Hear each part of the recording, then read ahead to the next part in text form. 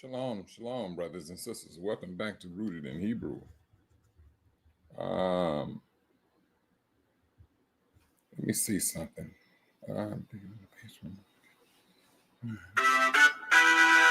What's this? I'd like to welcome all back to what is this? All right, cool. Trying to get this thing straightened out real quick. Okay, there you go.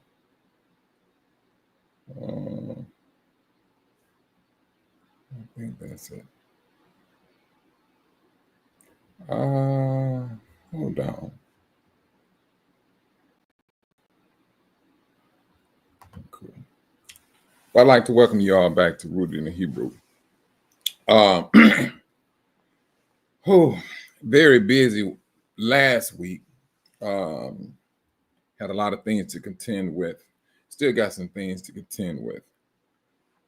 Shalom, Shabbat, Shalom, Sister Patya, Brother Avon. Shalom, Shalom, Shabbat, Shalom. I'm glad you brothers and sisters was able to make it in.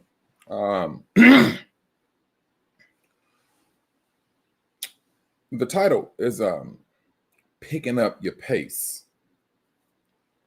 And you know, brothers, I know we had spoken about. If you can hear me good, let me know if you can hear me good, Brother Avon and Sister Patya. Let me know if you can hear me.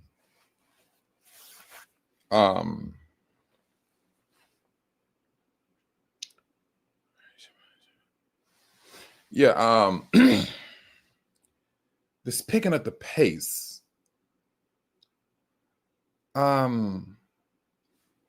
Is going to be life-saving.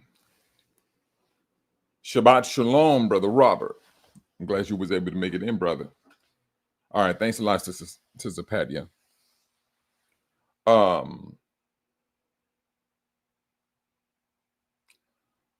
Sister Van P, how you doing, sis? I'm glad you was able to make it in. Shabbat Shalom, sis.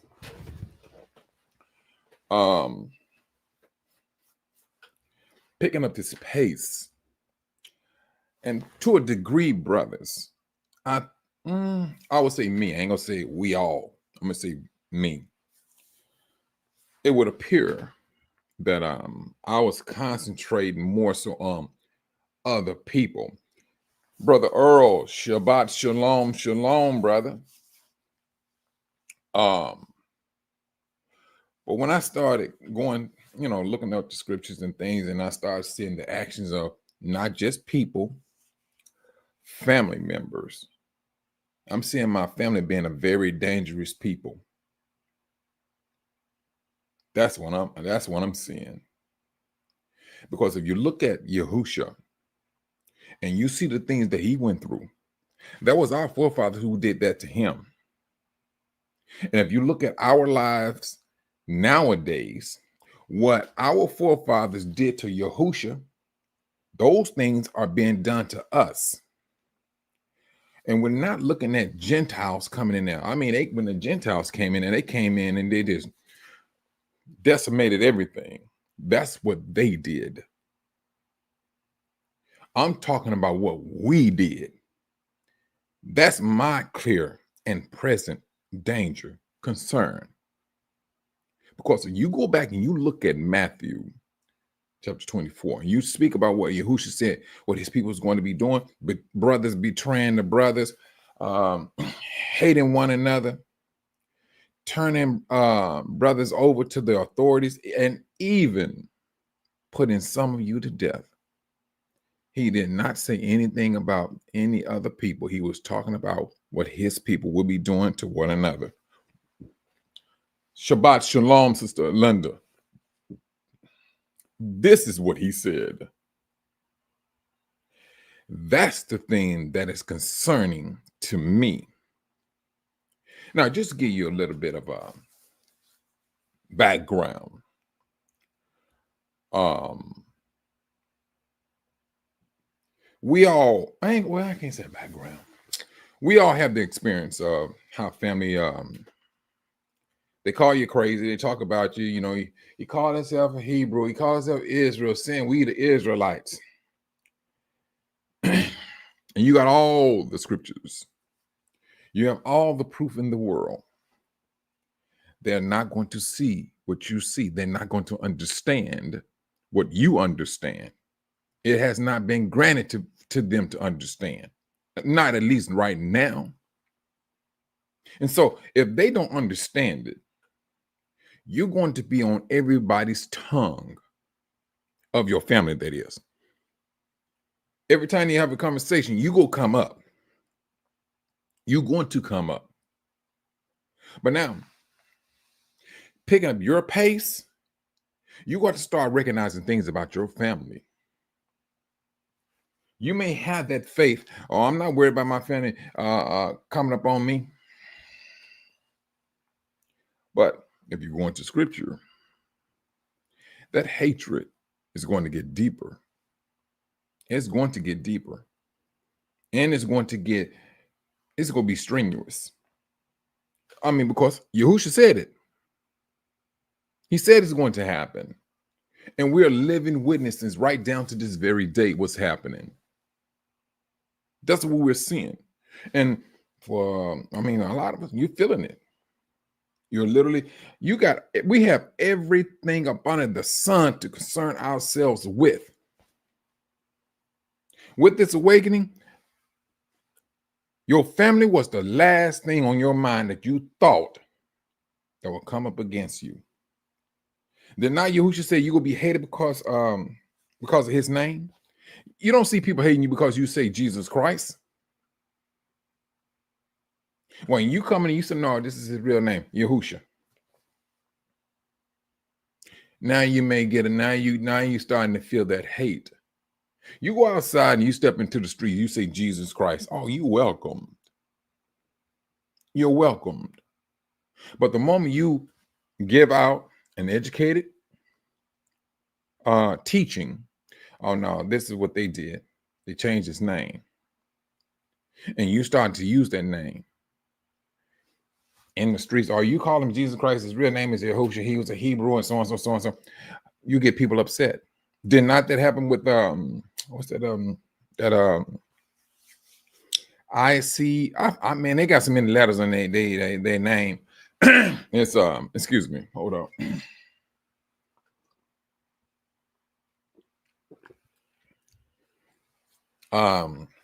The camp, the purple and gold. They went to Africa and they had that incident. And the people there was upset. The fact that they said that Jesus Christ was black. Now, me and you, we may understand, and we would not get upset because we have been privileged to be awakened. That's a privilege. We understand it. We know what the scripture says.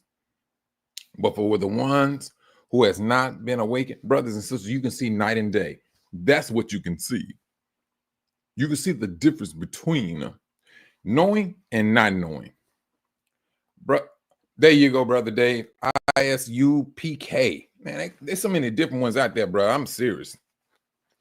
They got so many out there. I mean, they just say Israel and be done with it. Yasharel. But it is what it is. But there's some things, brothers, and this is truthful. Brothers, the ones you need to be concerning yourselves with, right? Well, I can't say just one, because like I said, we getting hit on all sides. On all sides. And it seemed like they found another distraction to distract people with. What do they call them? What do they call these people now? It's supposed to be a black woman who said something, said that these people was black, redheads. I know some brothers who got red hair. I do. but they brothers, they black. I mean, I can look at them. All right, this is a black brother, you know. But it seems they went on a hiatus with this here, and I'm like, I was looking at this stuff. I'm like, man, what is they talking about? But it seems like it's more of a distraction. That's what it seems like. Because now, with this intensifying of hatred, and then this gingers, that's what it was. I was about to say Germany. I'm glad you put it in there, sis. Yeah, gingers. And so this is the thing. I'm just looking at it as a distraction, sis. That's all I'm seeing it as. Shabbat shalom, Sister Zenobia. Shabbat shalom. Yeah, you know what I'm saying? And so I mean, but Sister Zenobia, you being black, you got a daughter with red hair. You really think I'm gonna look at her and wait some years? Oh, she black. Oh, all right. Oh, she black. Now you, sis, please. That's like day one. Now you have some, let me see, not so melanated people say, hey, I'm finally known as a brother, as a black person. Finally. All right. Okay. Hey, teach his own. Shalom, Shabbat shalom, Sister Angela. But I'm looking at it as a distraction because it seems the more information we get, and knowledge on how we need to move and be about our business, something always pops back up. And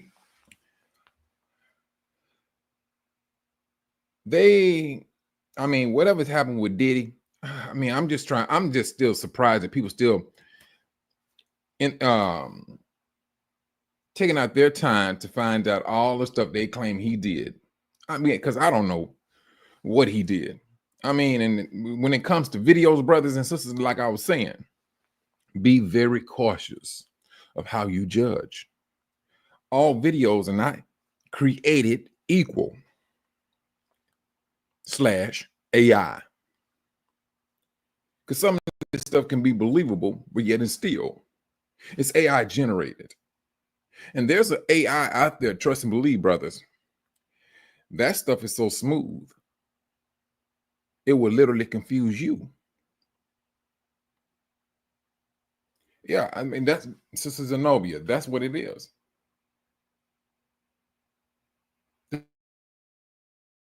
They want to be us so bad till they want to like, and this is happening. It's happening. Now, if you want to talk about a people, yeah, it's going to be people they're trying to hop on board. When you having our melanated people lightening up their skin, and you have people non-melanated, they're like, and I know they say they must be stupid. We trying to get covering, and they taking their covering off. Kind of reminds you of Esau. That's what it reminds you of. He didn't have no concern about his spirituality. Man, look here. What is the birthright gonna do for me? Just give me the soup. I'm hungry. He was worried about the here and now. And that's what he was concerned with. And he got his flesh. He dove into his flesh instead of just sitting back thinking and really truthfully adding things up the way they should be added up. But if you go back and you look at what Yahushua said, and brothers, this is the thing. No matter how you may have some brothers who may be saying, well, I don't see this prophecy being fulfilled. Brothers and sisters, don't let that sit up and knock you back and thinking that you have, we got like hundreds of years before the Most High is going to act. Because see, now that can mess with your patience. That can mess with your patience. And it can mess with your faith. Because there is a pace.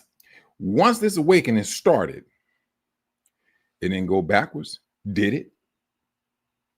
Did this awakening ever go backwards? That black people like start fading off. Oh, no, we're not the people. And it faded back. When the Most High said he was going to raise his people, it's moved forward. It's the moving forward that we have to look at. And we got to maintain that. What brothers may see talking about the seals and everything, what they don't see,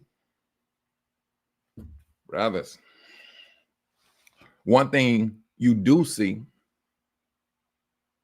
you seeing a judging of a nation. You seeing what Yahushua was talking about, nations being agitated with another nation. Wars and reports of wars. This World War III, they know this one here is going to be the mother lode. That's one thing they do know. They know that if this get popped off in the right way, this is going to be the mother lode of all world wars, period. Oh, yeah, you're right, Brother Earl. Yeah, they do.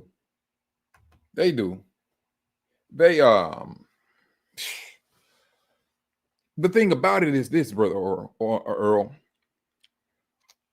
truthfully, scripturally speaking, I don't see no survival for them. One, and this is the reason why I say this, they took up something holy that did not rightfully belong to them. And they misled the world to make them believe that they are the people.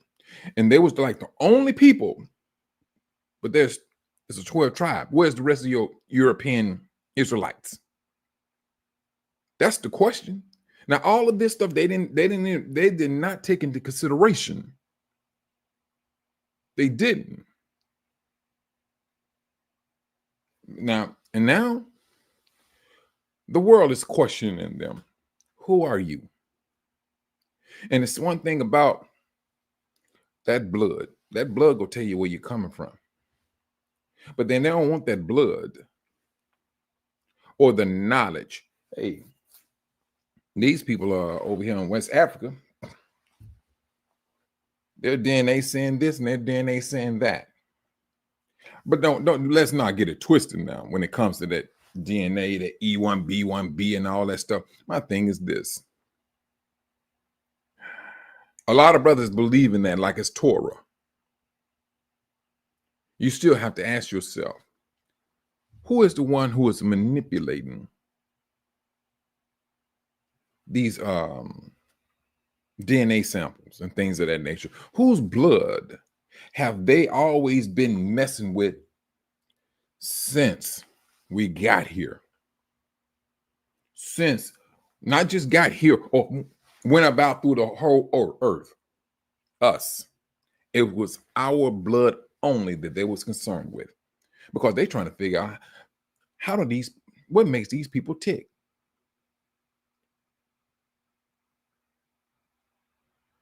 I tell you,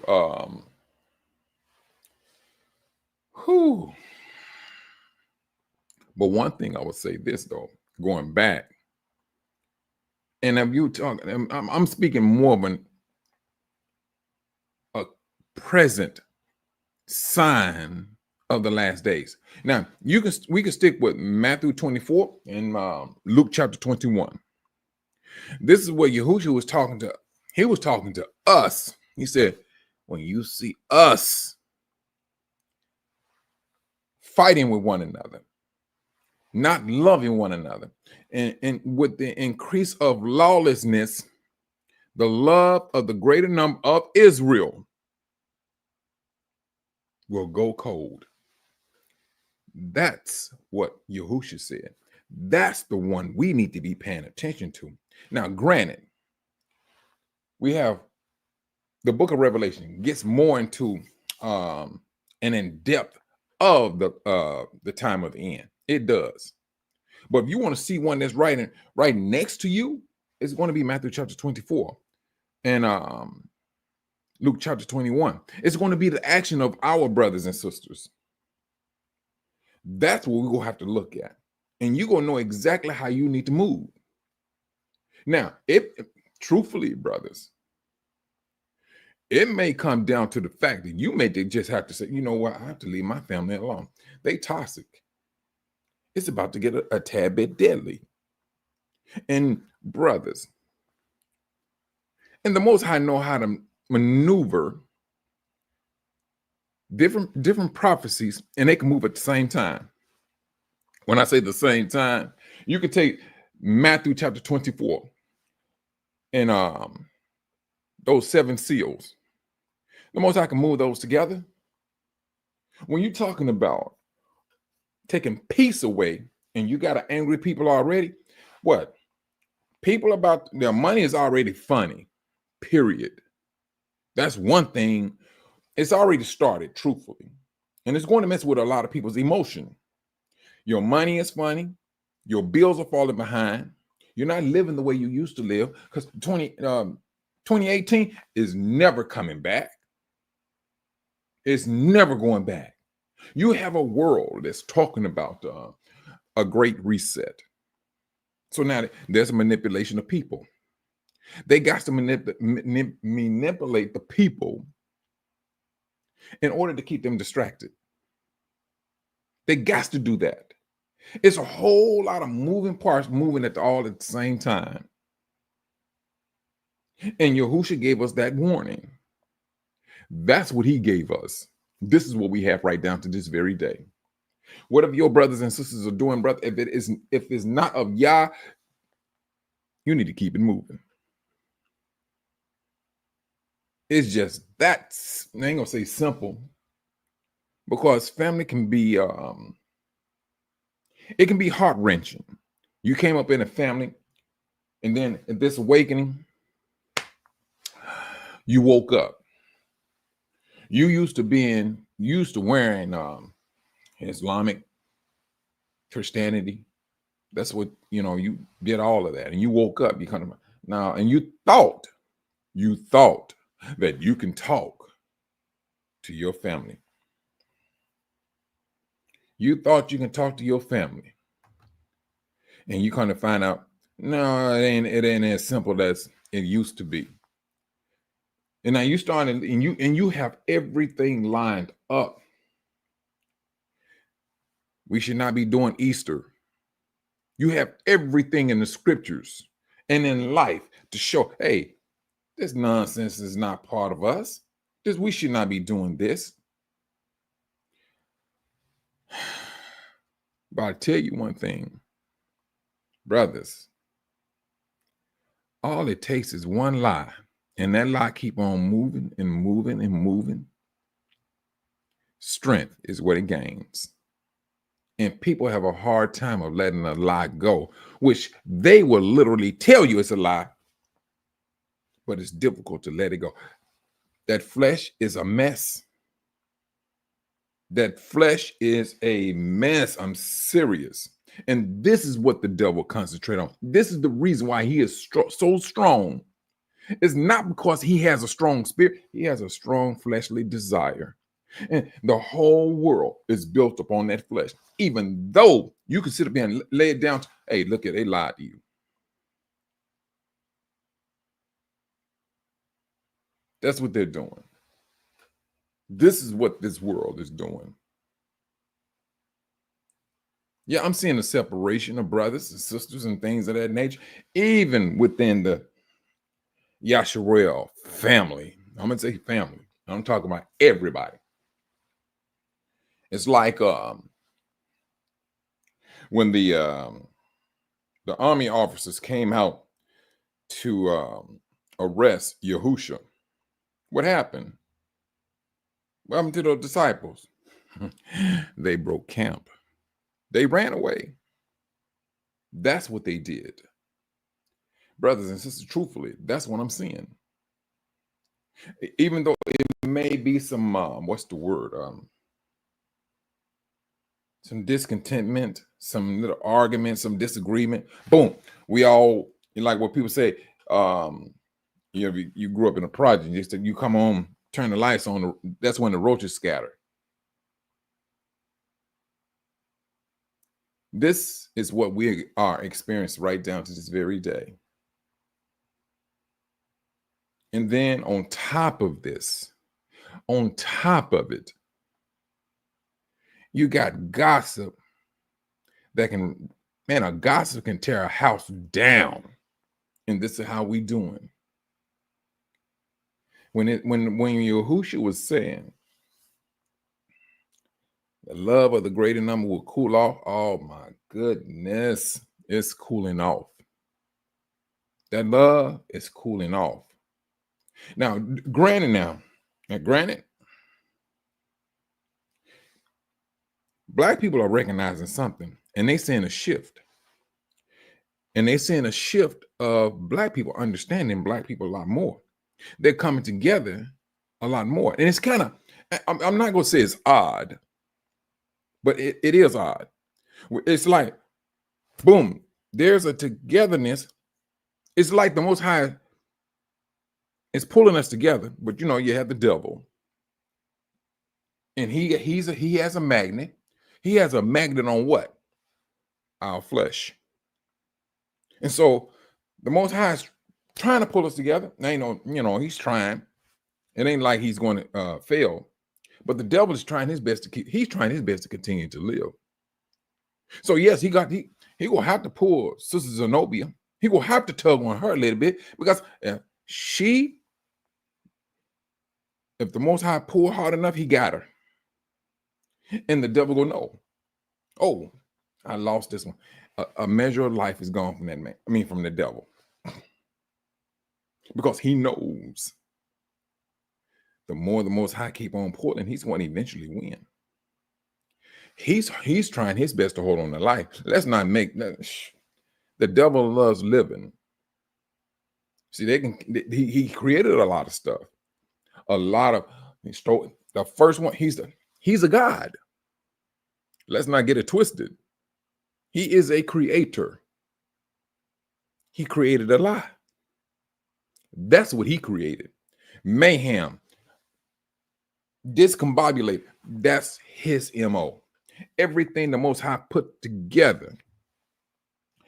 Everything the Most High put together. The devil goes in and do opposite. He does opposite. Let's just start with, let's just do it this way.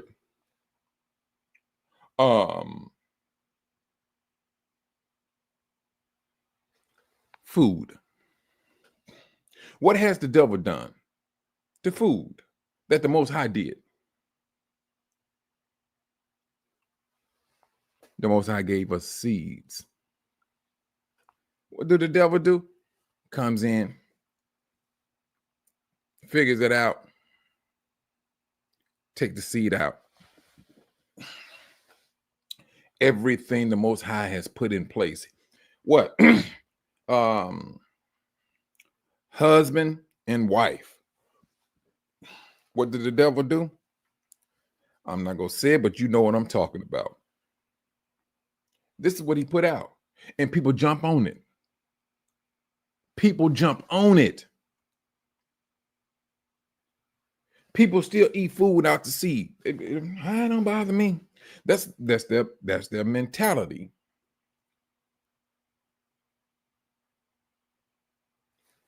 Billy and Bob. Oh, it don't bother me.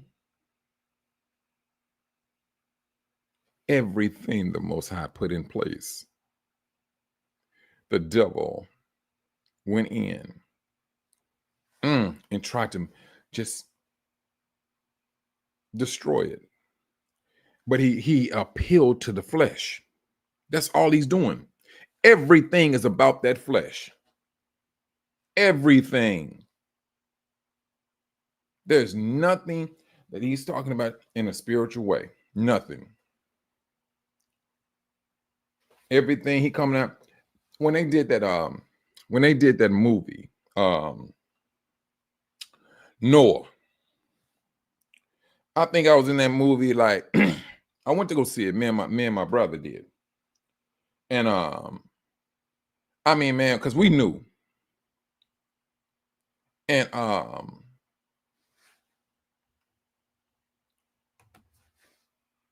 15 minutes, 20 minutes. No, we got up out of there. I was like, man, you must be stupid, son. You think about go sit there and believe that dumb stuff. That's one thing we was no. And then it was this sister there, her and a guy. And so the brother was like, yeah, there's so and so, so and so, so and so. So me and my brother, we listening to this brother. Yeah. That's with Russell Crowe, brother Dave. Yeah. And so he's like, these rocks moving around like they transformers. I'm like, dude, are you joking me? And now all of a sudden, these angels were so concerned about helping man that they were saying that the Most High did not want to help them. They came down like they doing something. They were superseding the Most High's love, as if they had a love greater than the Most High. You have to listen to the movie. That's how they got down with it. And I'm like, oh man, okay, all right. But guess what? What do you think the majority of people is going to believe? They're going to believe that movie. That's what they're going to believe. They're going to believe that movie. And who orchestrated that? Who was that? Somebody just said it. Who was that? I thought I seen a comment. But they came in. And when I say they, I'm talking about the Gentiles. And they flipped everything around. You can't even get a good. Please don't let them come out with I gotta say black, because I say Israel, they're gonna thinking it's people up there in that little dusty land. So I'm gonna say black. Let them come up with an all black cast for 10 commandments. When I say all black, I'm talking about all black. Let them come out with that. And see how long it will take. Or you may just brother, I would not be surprised if it was like some black people like that speaking against it. No, I'm not going to see it because they know it ain't true. Ain't no blacks and so on, so. But this is how deep their lie goes that they put out, that's been out here for hundreds of years. And people got accustomed to the lie. And that's what we got. We got accustomed to the lie. And it's like when you woke and you're looking at your family members, you're like, it's right here. Because it's called common sense to you. But what's so common is not common any longer, brothers and sisters. Now, you've been put in a privileged position. That's what you have been put in. And although with this privileged position, you still got to stay on point when it comes to your family. You got to be on the watch. Because this awakening, brothers, is bringing in hatred. What then Yahushua said he came to cause a division? Did he not say that he came to cause a division? And he did. Israel started to wake up. There is that division. It's here. It's live. It's in front of our face. We're seeing it right down, right as we speak. We're seeing that division right now, brothers and sisters. We're going to have to, brothers, this is my encouragement. We're going to have to make some heart-wrenching decisions. We're going to have to make some decisions when it comes to our family. Because brothers are truthfully, no, the shift is in place. It's already moving. The thing is, it's turning up. I got a brother, fleshly brother. When I left to Africa, right, I had like 3 trucks, 2019, a 2002, and a 2007. I had a 350. My Avalanche was a 1500. Not the Avalanche. Well, I sold that. I had a what else did I have, man? Dadgummit. Oh, Tahoe, and I had a Dodge Ram 2500. They stole all of my stuff. This is family now. They stole it. And so I said, no, no, no. And, they got on my last nerve. And I was like, nigga, you done lost your God-given mind. And so once I got back, I went down to my house. I'm like, man, what's all these cars doing in my yard? Now, mind you, I have my house sits on an acre of land. I had the boulder's still there. I had like smack brand new cars. I'm like, man, you all crazy? Man, please. I called the police. I said, look, I want all these cars off my land. These are not mine. I don't know how they got here. Then they started running vans. All those cars were stolen. So I get on the phone and said, look at dude, you done lost your everlasting mind. So when the police got down there, nothing is his now no more. Nothing. So now I said, look here, you go give me my vehicles back. Brother, sometimes it's best for you to take a loss and live with peace. And this is what happened. This Negro, I said, dude, I'm gonna give my stuff. He chopped all of my vehicles up. He took a body of another 2019 Dodge 2500 truck and stripped my truck down to the bare bones. Brothers, when I tell you this, when I say you, well, it's just me. It could be me. It could be me and my emotion, but I've been dealing with this for a moment. And I'm like, no, it's just that time. And I'm seeing that. And I'm not just by myself. I was talking to another brother. The same thing. The same thing. His family stealing. And when I say his family, I'm talking about from his mama to his brothers and sisters. And they acting all types of ghetto ways. But he noticed that the hate is intense. It's as if, man, if a gun is ever is on the table, somebody go take some lead poisoning. And so in order for not to put yourself in that position, hey, let me go ahead and separate myself from this situation. And that's what I'm seeing is happening. Not what's this, I ain't gonna call it small, but some of the stuff that we got going on within the community. Brothers over here saying this here, or there's a flea doctor. Brothers and sisters, now you go understand why I'm saying, man, look here, I'm trying to pick and choose my battles. Because some battles will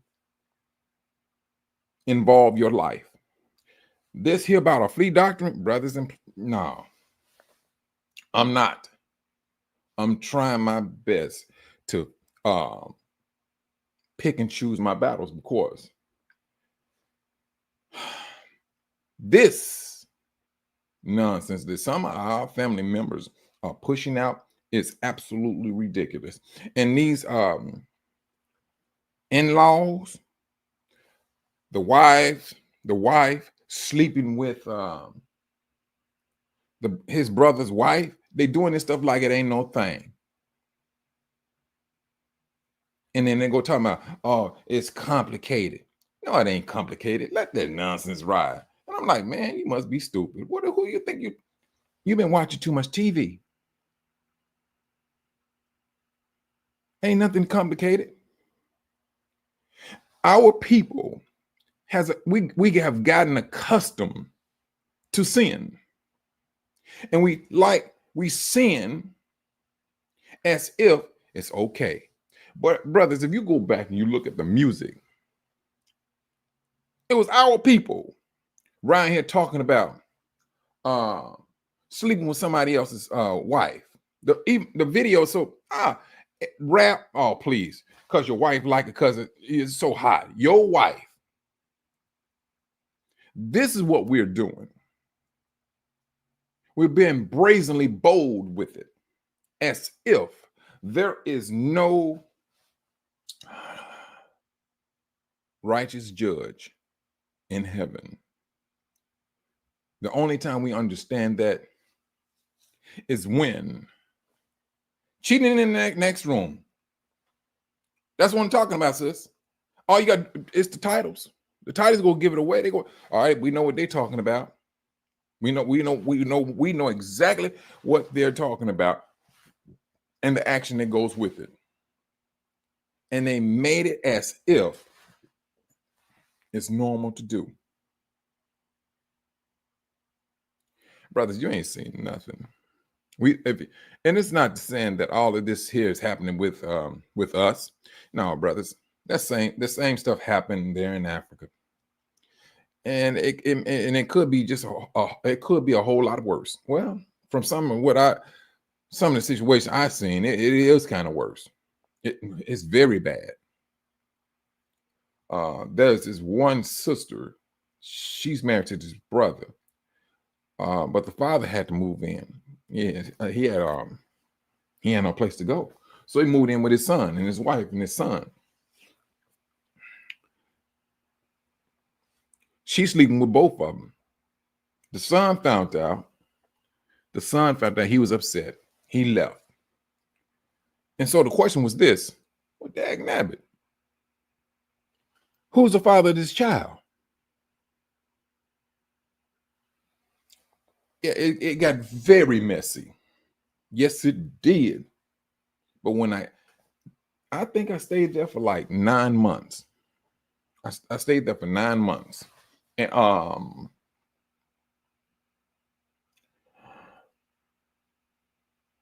it was a hot mess because when you get into it and you're dealing with the let me see. I'm gonna say the people in the neighborhood. I found that I see why there's so much sickness there. Truthfully, brothers, I see why there's a lot of sickness, and it's our actions. It's our action, and you know one thing. The thing that's always in the background, sitting off in the cut, it always, majority of the time, it involves money. It involves money. That's what it. Oh, brothers. Whoo.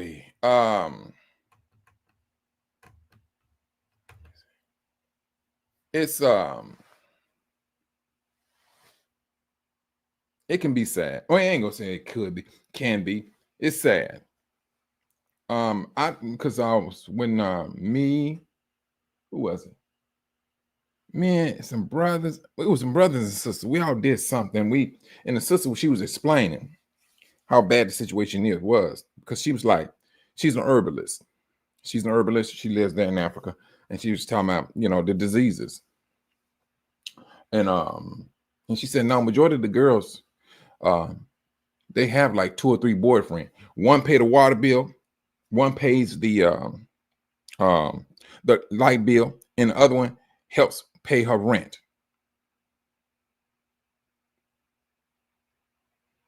This is Israel. This is that trampling of a nation.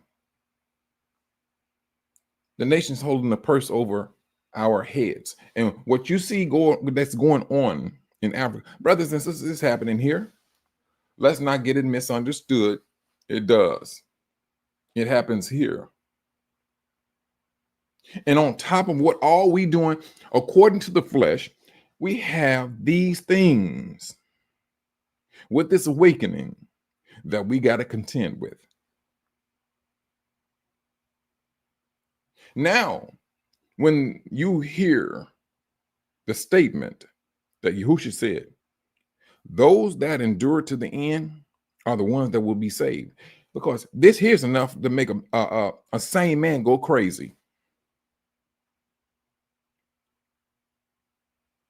Because you're looking at, you're thinking, well, it ain't the fact you're thinking, you knowing that this awakening is the best thing ever. You know it. But hey, that awakening, brothers and sisters, no, it ain't for everybody. At least not right now. Because the Most High, He's seeing something in you individually. And He told His angels, wake this person up. Wake that person up. He knows exactly what He's doing. He knows exactly how He's moving. He know what brother is going to be a governor already. He know the position of each and every last one of you brothers. You think some of you may be thinking, I'm woke to just be woke. No, you're not woke just to be woke. Trust and believe. There's a responsibility to this awakening. And the Most High seen it. He knows it. This person is going to respond to this awakening. This person, he has a strong seed. He goes deep into the ground. He's not on top of the rocks. But don't get me wrong, the Most High, Yahushua used that analogy. There was some seeds that got caught up in a thorny bush area. Other seeds just fell on top of the rock where the sun came out, dried them up, boom, they was gone. And the other one, it fell down into the depth of the soil. That is that time, brothers. This is where we at. And then you have some brothers. I seen one. I have not seen a lot. I just seen one brother. Well, one brother, two sisters. And the two sisters, I will say, they was misguided. They was misguided because they had an intense hatred from the Hebrew Israelite community. And it seems that they was in some type of camp. And it would appear from what the sister was saying, because she was in tears. She was in tears. I felt sorry for the sister. But she said she did not want to have anything to do with the Hebrew Israelite. And it was because of the men's action. That's what it was. Because now, brothers, yes, there's a tribe in Africa, Bantus. What's the name of that? They're from the Bantu tribe, but they're called something else. But anyway, these are the people. They skinny and they jump high. I forgot the name of it. It begins with an M. But anyway, in that tribe, you can have 5 brothers. 5 brothers. And you married. Those 5 brothers have the right to sleep with that wife. And so it would appear what this sister was talking about is this what these brothers here was trying to do. See, this awakening, brothers. Some people are waking up to a judgment. Period. That's what I'm seeing, and that's what I'm coming to believe. Now, and the more this awakening intensifies, the more I'm understanding the Most High's judgment. That's one thing I'm coming to see. Because a lot of this stuff, brother, it don't take a rocket scientist to say, hey, that's not right. All it takes is a spiritual conscious person to say, hey, You're out of pocket. You're out of line. Because what? With this awakening, what comes in? Satan comes right in, and what he do? He tug on what again? He tug on that flesh. He tugs on the flesh. And he's tugging. He's tugging hard. He's tugging hard because he knows exactly who you are. And eventually, if you stay faithful, he gonna know what you're gonna be about. And you're gonna have your foot on his neck. That's what he knows.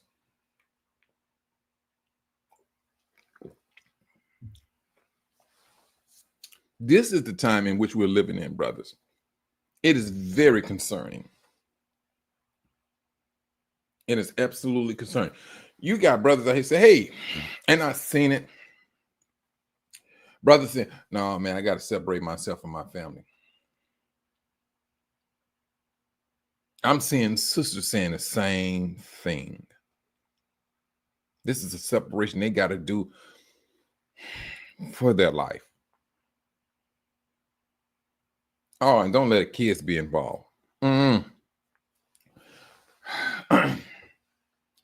It's like, now because you have a mother who's trying to raise these kids up in a biblical way, the Israelite way, by the laws, you got this poor sister got issues. She has some very serious issues. And brothers, these are the things that are mind-boggling for a lot of, especially the sister that got the kids. See now, because this man here, and he want to see his kids, and the grandparents want to see the kid. Oh, what's she doing? Who? No, we're gonna take these kids to church. We're gonna take these kids to church. The mothers, no, I don't want my kids going to church. Now you got a conflict. And I know you brothers and sisters know exactly what I'm talking about, because there's going to be a conflict. And the more you fight against, the more they may have been going to church one day a week. Just to get up under your skin, they'll go to church 3 days out of a week.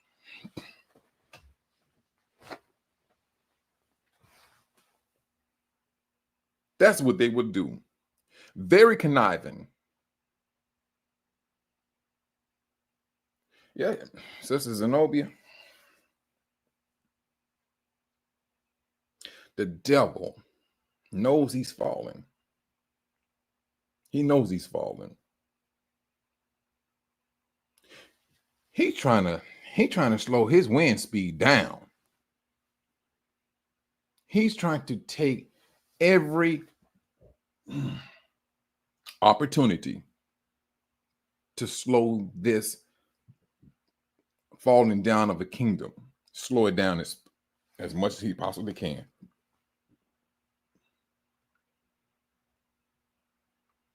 The sad thing about it is this is we caught up in the middle of it. We're the closest thing to Yahusha. We're the closest thing to the Most High. And he sees, I'm going to get these Negroes. And he's trying his best to do just that. And unfortunately, he's using our own people against us. That's what he do. But at the same time, we was warned about it. We were warned. And this warning, yeah, it cuts to the heart, because truthfully, we did not know who we were until we woke up. And then we was in our mind, we thought that, hey, my family need to know this. We are the people, we are those slaves. We are the descendant of those people. And so now you're looking at all this, you got all the math lining up. But boy, I tell you, you want to talk about a letdown, brothers and sisters? You want to talk about a letdown? Is when your family look at it like, boy, you done lost your mind. And you have everything laid out in the scriptures. And then you come to understand eventually, once the argument and the yelling and the screaming has died down, and you sat back and you take your moment and you breathe. Then you come to realize what Yahushua said. The devil has misled the entire inhabited earth. You've been privileged to be awakened. That's when it hits you. That's when it hits you. And then at that point, you don't argue no more. You do not argue. You let them do what they're going to do. And you're hoping, praying for the best for them. But at the same time, brothers,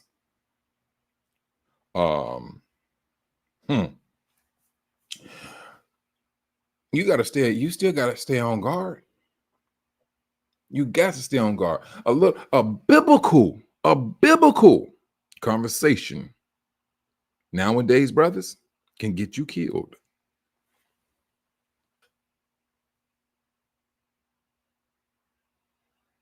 I tell you.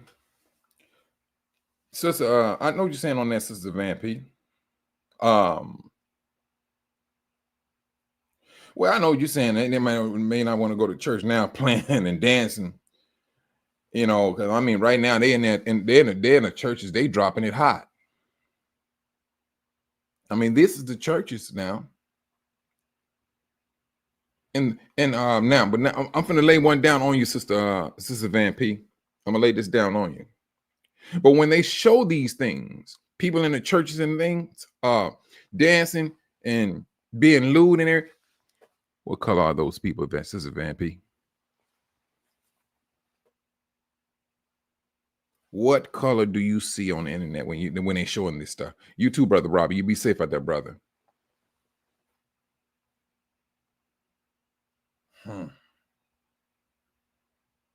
The devil is pimping our people and then making a video of it and then showing the world. He's keeping that hatred up. He's keeping that what's the word? A bad review of a people that the Most High says a holy people. So now the devil knows exactly what he's doing. He knows exactly what he's doing. Now, I'm going to use these people.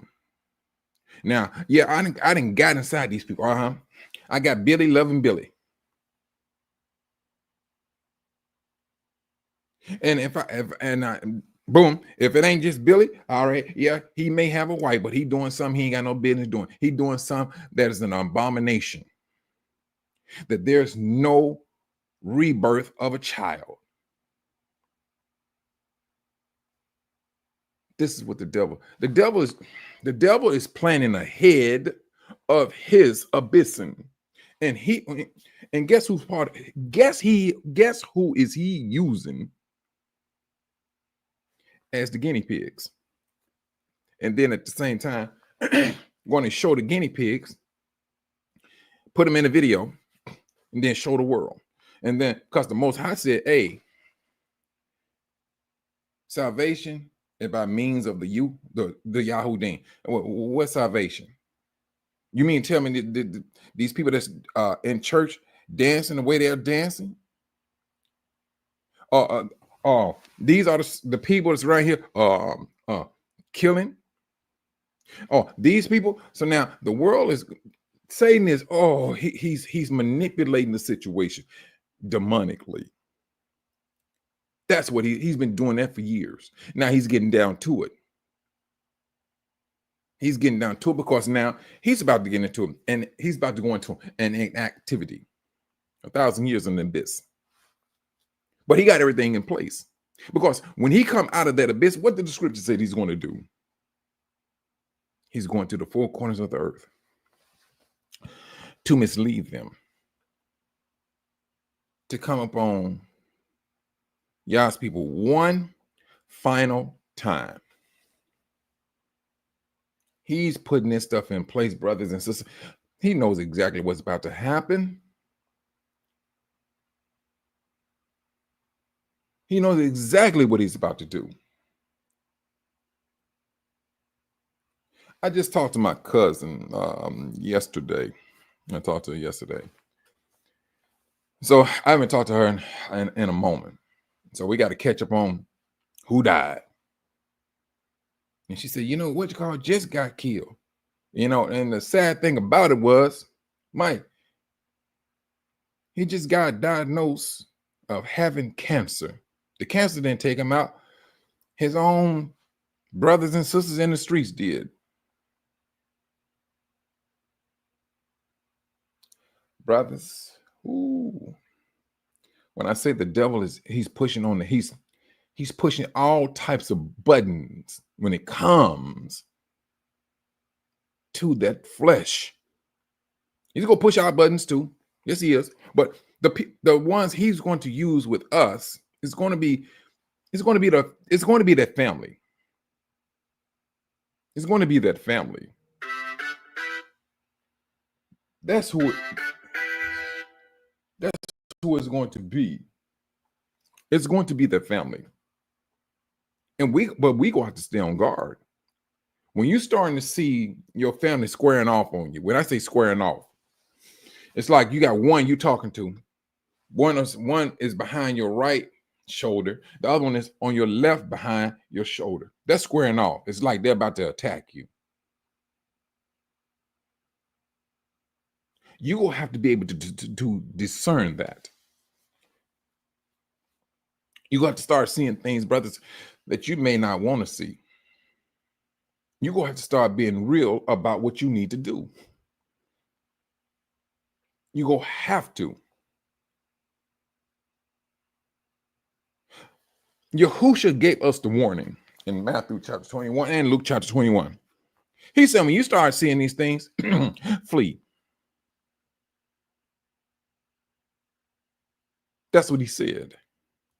And brothers and sisters, now, that's going to be left up to you individually. If you're starting to see these things and you're seeing a danger, yeah, you got to start making some decisions. You have a playbook of what Israel is going to be doing to you. And I'm talking about your Israelite family that don't, who is not holding fast to it. They're holding fast to Christendom. They did the same thing when Yahushua was on this planet. They did the same thing. That's right, brother. That spiritual suit of armor, you're going to need it. Because, brother, if you want to talk about a hurting situation, let it be your family. Have you sitting on the edge of a sofa? You think you was mopping the floor with your tears. It's going to happen. Brace yourself up for a reality check. And you will have to pick up your pace. You can sit there and wallow in your tears if you want. Shed a few tears, keep it moving. Don't call me hard. Don't call me hard. It's going to be the way the Most High says it's going to happen. You just may be that remnant. Shalom, Sister Soraya. I'm serious. Call it hard or whatever, brothers. But when it's all over, said and done, the Most High gave you a clear and present warning. And now this is the thing. It's going to take your free will to abide by his will. Now, if you go say, I'm going to hold on to the flesh, brothers and sisters, you just may lose your life and your family may have their hands in it. Because the devil is going to do what he's going to do. And let's not get it misunderstood. I'm not saying your family is a devilish people. Nah, I ain't going to say that. But the devil can come in and move people doing the devil can have your family doing some things that you never thought in a million years. was possible. But hey, brothers, it's going to fall back to what I was telling you some months ago. You got demons that are sit back in your house that you invited years ago. Could have been Chucky. You watching the movie Chucky. Could have been this here. You could have been listening to this particular song and it was whatever. And if you still got that record or that movie in your house, you still got that demon that was sitting off in the cut. Because he's going to move at that time he needs to move. And demons are moving. Demons are moving. Brother, please. They're moving. They're acting. They're rising up. It's time to get to moving. They're doing it. These little small shows you think it's okay to watch. Yeah, okay. Keep on playing with the devil. The devil go like, hey, I'm here. And it's going to take a whole lot for you to get rid of them. We should not be in the middle of the street dancing with the devil. We should not. Unfortunately, brothers,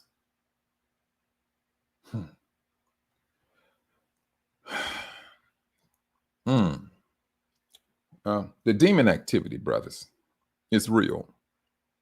It is absolutely real. Now, this is where it's going to bring us back to Yahusha. He said these days will be like the days of Noah. What was the days of Noah about? Demon activity. See, now that's one thing a lot of the churches don't talk about. All they want to talk about is that flood. Well, what was the whole purpose of the flood? Disloyal angels came down and mated with the women and had some off-breed Nephilims. And the violence. And the Most High said, man, his thoughts was bad all the time. Now you know that had to be a very low blow. Every thought of man was bad all the time until the Most High noticed Noah. Now you mean to tell me, out of all of those people on that earth at that time, only eight,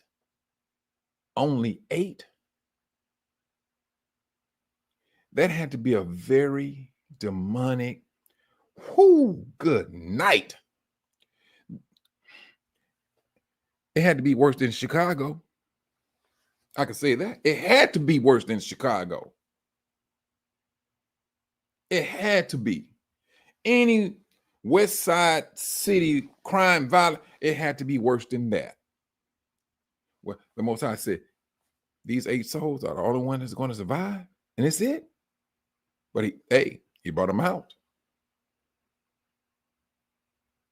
He brought them out. Everybody else was taken out of existence.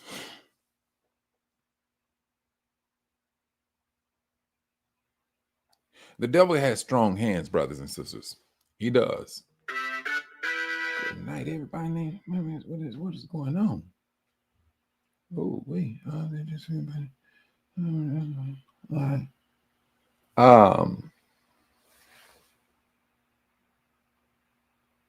These days, brothers, this is the time of the end. In Noah's time, it's right here. This is demon activity. When you are here, when there's a lot of murdering, drugs, these movies, sinners, brothers and sisters, I talked about that about a month ago. I never seen the movie. It was the commercial. When I first seen it, like I was saying, when I first seen it, wait, hold on. When I seen the white guy and he started talking like, oh man, it's some vampire movie. Because I seen his teeth. And but with some other things in there, and I'm like, hold on, they just really went in. You had individuals who was being interviewed who's praying to demons to do a particular part on point.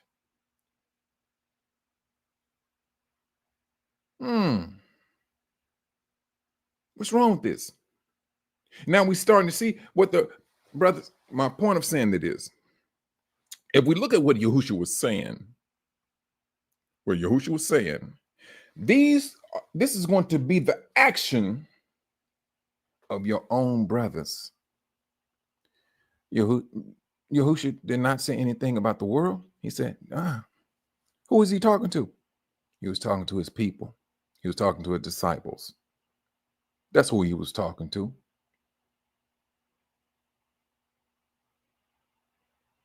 That's who he was talking to. He wasn't talking to the Greeks. He was not even talking to the Assyrians. He was talking to us. In this, our actions are bad as a whole. They're bad. I mean, yeah, granted, brothers and sisters, we got dealt a blow. We did. I get that. I understand that. But along with captivity, guess what? With captivity, we have free will. But don't get me wrong on that also. Because the Most High said, for those that do not have faith, he said it'd be, for a brother who do have faith to carry the load of his brother, to build him up. We have that mandate. Now, whether that mandate is being pushed out and shared around, that remains to be seen. And you do have brothers and sisters who are out there helping brothers, to the best of their ability. You do. I know we do. But brothers, shed your tears. Sisters, go ahead and shed your tears. Excuse me. Hold on just one moment.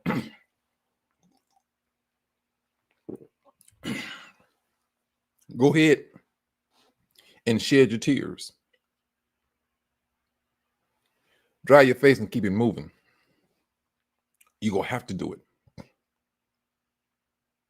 You're going to have to do it. Just like in Moses' time. Now, let's not Moses, Noah. See,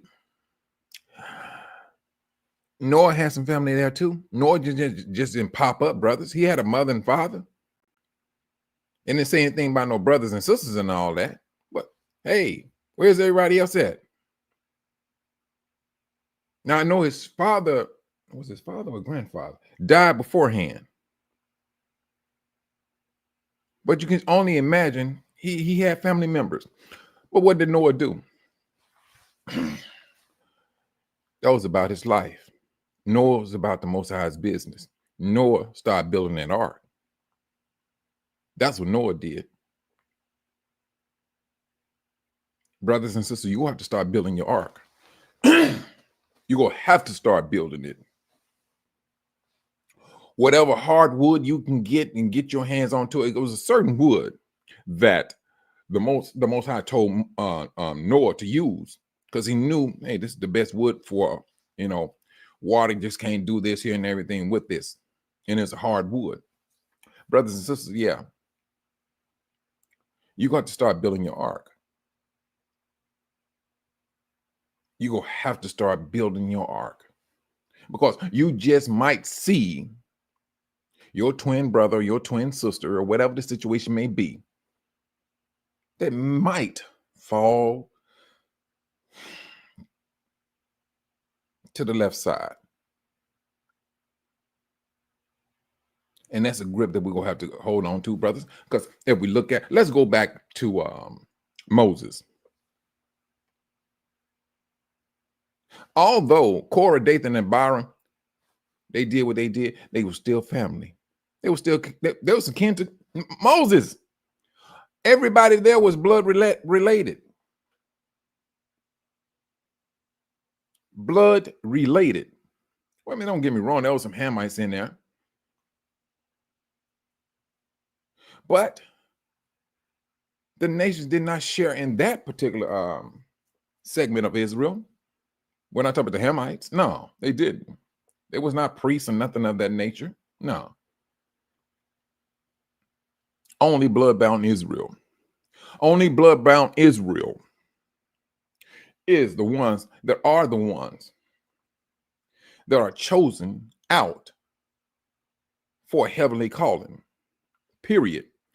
Out of all of the tribe. Now the world would say, I'm going, well, scripturally speaking, the Bible it does not support that. It doesn't support it. But we have an issue right in front of us. We have a decision in front of us. If you started to notice some things, brothers and sisters, there's going to be a decision you're going to make. You're going to make a decision. But let your decision be a spiritual one. Because the Most High is looking, hey, right now, brothers and sisters, you're going to have to make a decision. You're Abraham now. Each and every last one of us is Abraham.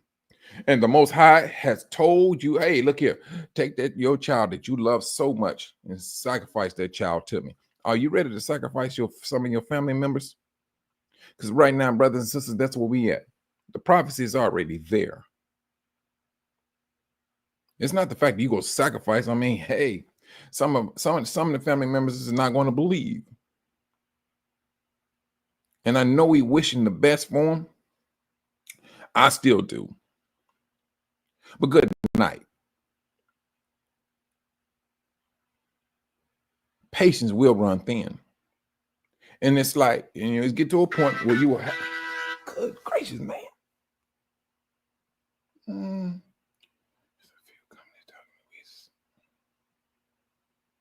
All right, hold on.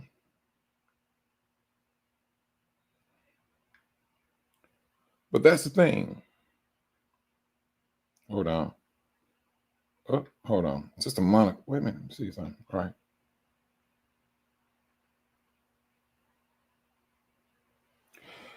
Sister Monica, she just texted me. She said, Shalom, brothers and sisters. But this is what I'm talking about, brothers. This stuff is it's going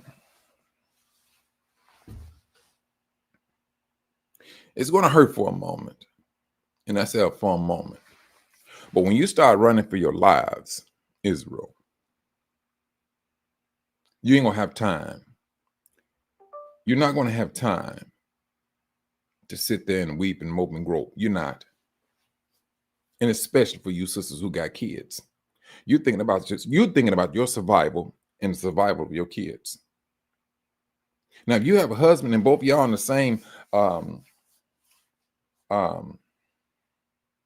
walking the same faith, you're good to go. You got that strength. But don't let this world pimp you out of your relationship. Because that's what it's all about. It's all about trying to destroy Israel from within and to bring all of their sins out and keep them in that. That's what the world wants. The world wants you, Brother Avon, Sister Zenobia, Brother Dave, Sister Van P. He wants all of us just to dive into our flesh and just like live it up. That's what he wants. That's what he wants. And this is the reason why a lot of you brothers and sisters having issues right now, because you have it in your heart what you're going to do. It's when it's in that heart, that's when it's a problem with the devil, because he knows that eventually you're going to give birth to a spirit. You're going to give birth to a spirit that he cannot ever get to a point where he can't touch it, he can't touch it.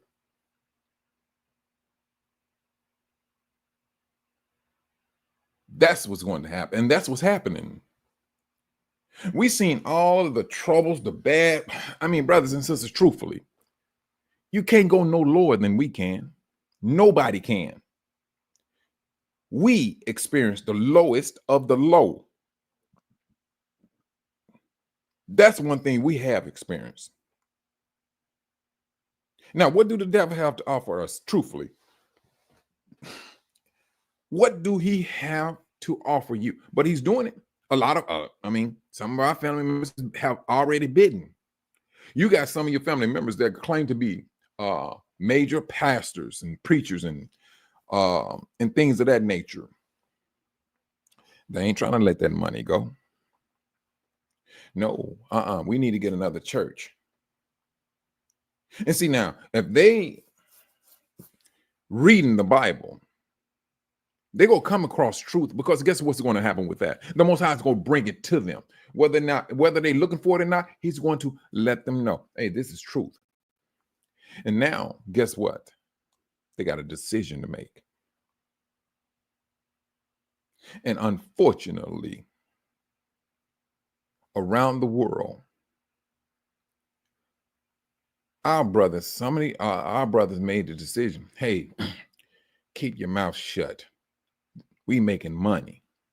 They went after their flesh. Brother, when I say the devil is all about that flesh, he's all about that flesh. He know good well there's no longevity in that money.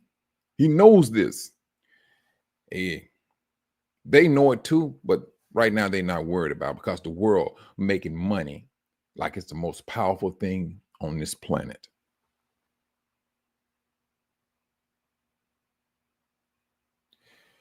He's brought truth to his people. Now, let's not get it twisted in that now, because the Most High, who was that? What was TD Jakes admitted that he did a DNA test, and he just wanted to get an understanding of truthfully where he's from beyond slavery. He found out that he's from the Igbo, and he knew, and he did his research on it, brothers. He did his research. Now, is it him or was it the Most High? That's the thing. Who brought this to him? I'm saying the Most High brought it to him, because he was explaining, oh yeah, he may have been sounding somewhat, I ain't gonna say, well, let's just say he sounding all educated. All right, fine. But anyway, he was moving on, talking about this. He was from the Igbo. And he did it because, he kind of found that they was part of Israel and so on, so. Yeah, he went in. Because the information that he was reading, I read it. Because my mother's side is of Igbo. Father's side of a Yoruba. So yeah, I knew what he was talking about. But the thing about it is, hey, you're sitting in a position with millions of dollars. And now it brings you to that young ruler that came upon Yahusha. And truthfully, he was just showing out. Because he came up and he said, I follow the laws. I respect my mother and everything and all this stuff. What is it that I should do to get into the kingdom of the heavens? Yahusha sat back and said, I'll tell you what. Sell all of your things and give your money to the poor. Shoot, man, please. That dude started, I can only imagine what he was doing. He was rubbing his beard and everything, like biting his tongue and all that stuff. He's like, wait a minute, I got a lot of stuff, man. I mean, I'm enjoying these material things. But what he did, that little rich young ruler walked away sad. He didn't utter another word, because he knew he had a difficult time of letting that stuff go.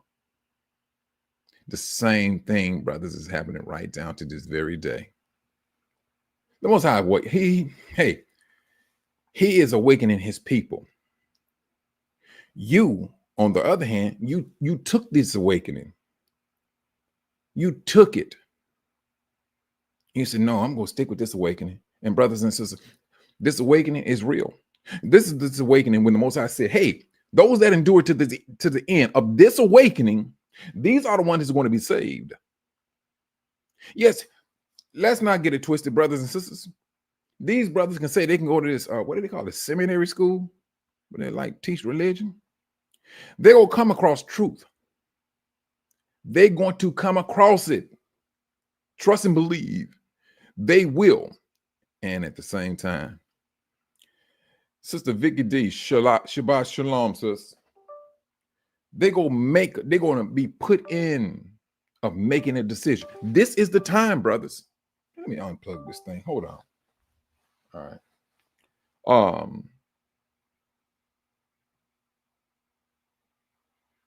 This is the time. Well, we got to make decisions now. The Most High is starting with the people that claim to be at the top. Because he said he's going to take those that's in power, he's going to take them out of power. Religious leaders are in power. Who do you think they use to maneuver the churches to vote for a particular person in office? They go to the church, they go to the pastor, and he's the one who does that. Shabbat Shalom, Sister Kathy. That's where the Most High started at. They're coming out of power. Now, for some that wakes up, say, you know what? At least I haven't. Well, let me take that lie back. No, let me take that lie back. I do know some brothers who was in Christendom who woke up and they started preaching a totally different tune. Some of them, they like lost their church, but they kept on. They kept on. They kept on. Because they knew this is real. This teaching, Israel is done away with. Oh, that's a lie. They come to realize that. Others, no, brothers, this is that time. This is a time of making a firm decision as to who you're going to serve. We're at that, brothers, right now. This is that prophecy that's being fulfilled. We're in it now. We're in it. And the sad thing about it, Israel is going to be dealt with because, what is it? Jeremiah chapter, what chapter was that? 50? I think it's 50. That spoke about how he's going to judge his own people for how they misled his people, as well as the nations. So there's no escaping this judgment. There is no escaping this judgment. You too, Brother Avon. You be safe out there, brother. There is no escaping it. They're in it. He's sharing that awakening across the board. You can't come back and say, you know what? The Most High did not share that with me. No, I'm sorry. And I don't think that's going to be that would not be the excuse. Because what? Religious leaders love to be interviewed.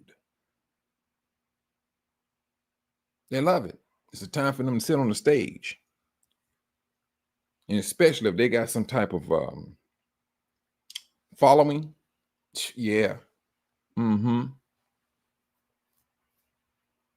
That's what I'm talking about.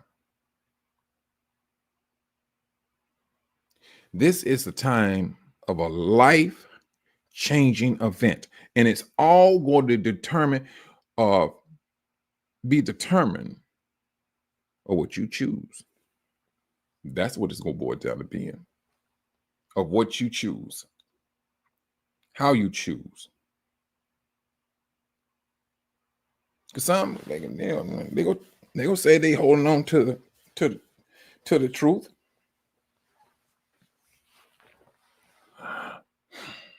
That's what some is going to claim. But when it's all over said and done, brothers and sisters, we go stand before that judgment seat. And for those that may not stand before that judgment seat, you may be that one who is faithful to the end. There's no standing before the judgment seat because the Most High said, if you endure to the end, you will be saved. Why in the world you need to stand at the judgment seat? You endure to the end, and he sees that.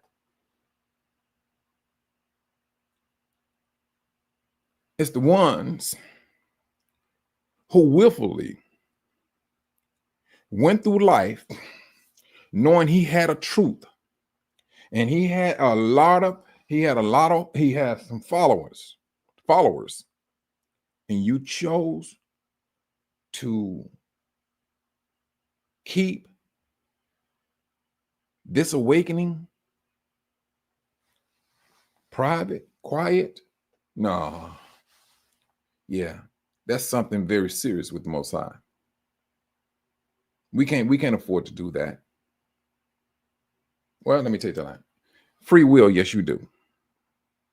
But there's going to be a cost for it. And it's going to be your life when it's all over said and done. And right now, brothers and sisters, this is where we stand at. The Most High is calling a whole lot of people out. He's calling people to wake up. That's what he's doing. He is calling individuals to wake up. Now, with this awakening, along with the scriptures, and you turn your nose up at it, hey, so be it. You turned your nose up to it. Just like Esau. He turned his nose up to his birthright. But then when it's time to be blessed, what was he at? Bless me, Father, before you die. So truthfully, well, Esau was the first one to renege. That's what he did. He knew he gave his birthright over, but then he going back to his spot trying to get that, get the blessings. But he know he sold it.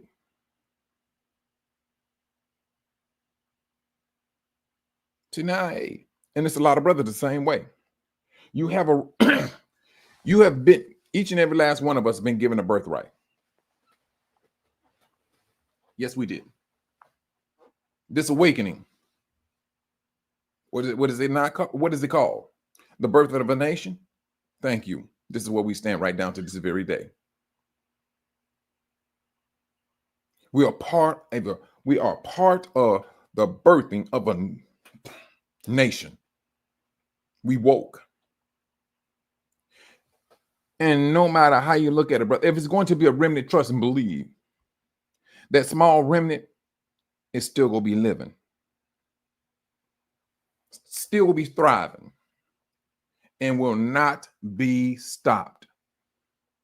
Because the Most High says it's going to be a remnant, because majority of people are going to what? Abide by one thing. They're going to abide by that flesh.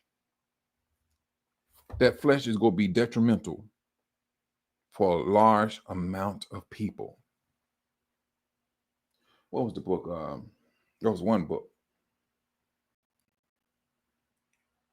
I forgot the number. But that it's a very large number. I can tell you that right now, brothers and sisters, what the scripture said was going to happen. Because truthfully, I'm thinking that's it involves Israel as well as much as the world.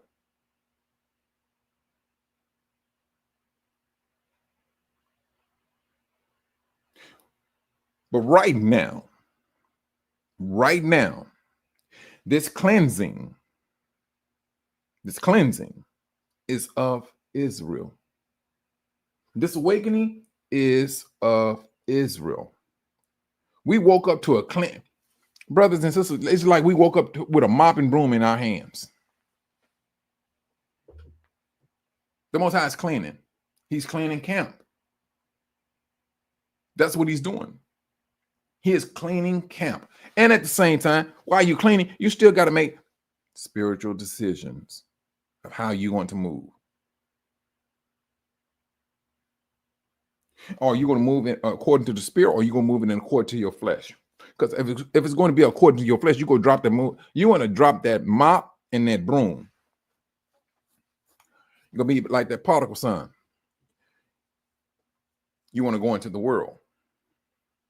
And then at the same time, some of us are that right there. Because some of us went into the world. Oh, we got a taste of the world. Boom, we went broke. Oh, we come back. We seen just how sad our situation ended up being. And now with this awakening, oh yeah, we coming back. We're not even trying to entertain that lifestyle any longer. But you do have some right now, brothers and sisters, that's making that world. And they advertising for that world. They want to make like, hey, we throwing up dollars here. We popping bottles. Yeah, and they showing to the devil's eye. And it's to lure other Israelites out of the flock into the world. Dive into your flesh. Come on and swim in it. That's what the devil is brought about. And it don't have to be blatant like that. It could be small. Oh, you can live in this suburban area. You just need to work overtime, but you can have this house, you can have this car, but you're going to have to do some serious work. That work is to keep you occupied from the Most High. Keep you away from your own kids to waken them up. Keep them away from their true heritage. This is what all the devil did. Yeah, back in the time, they made it difficult for us to live in any type of peaceful neighborhood. They made it difficult, but the devil said, no, hold it back, hold it. And he said, just gradually let them come in now. Because eventually they will start coming in droves. We just have to play that game with them. And the game worked. It did. The game worked. But we still woke up. That was not going to stop the Most High.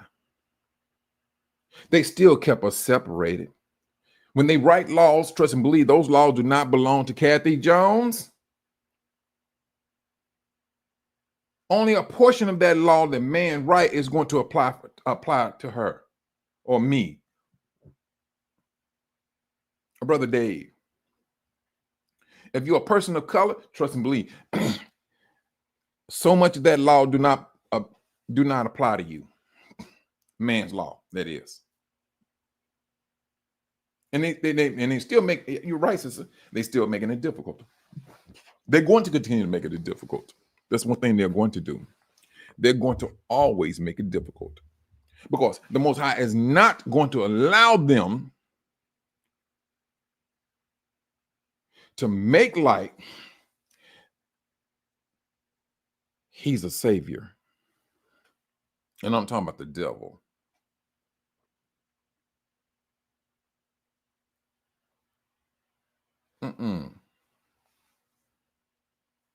And this is where we're standing right now. You're seeing what the government is doing. Each and every last one of us seeing what the governments are doing. They always plotting, and when they plot, we listen to what the news is saying and things of that nature, and we try to make sense out of it into which way we need to go. That's what we do. That's what we try to do. But the devil's always in the details, always causing confusion, causing conflict, just to keep you occupied. That's it. That's all he's about. Sister Kathy, please. That government, yeah, they doing more. They shredding themselves to death. But this is the thing they got to do. You're talking about the birth of a it was not a birth. What did they call it? They want that new system, but they know this, Sister Kathy, is that hey, this new system y'all talking about. There gonna have to be some very serious consequences of bringing in this new system. Yeah, we got to make sure the history be on our side. This is what the world is saying. They got to make sure the history be on their side because, hey, we learned from this one here. We kept the lies in the books. I mean, they kept the truth in the books. They seen what we did. We're not gonna give them a game plan for the new and coming generation, the new world. Yes. So now, yeah, they trying their best to orchestrate a class world destruction of a system. They don't want no more residue of this system, and that's including more so of Israel. Now, if Israel can go out in that residue, oh, the more the merrier. That's what this system wants. That's what Satan wants. And he's working towards that.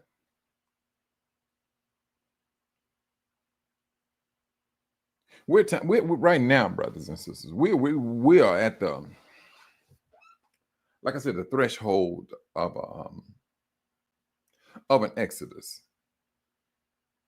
Because if we're going to stick with scriptures, you're gonna have to stick. I mean, right now, at present, Matthew 24 and Luke 21.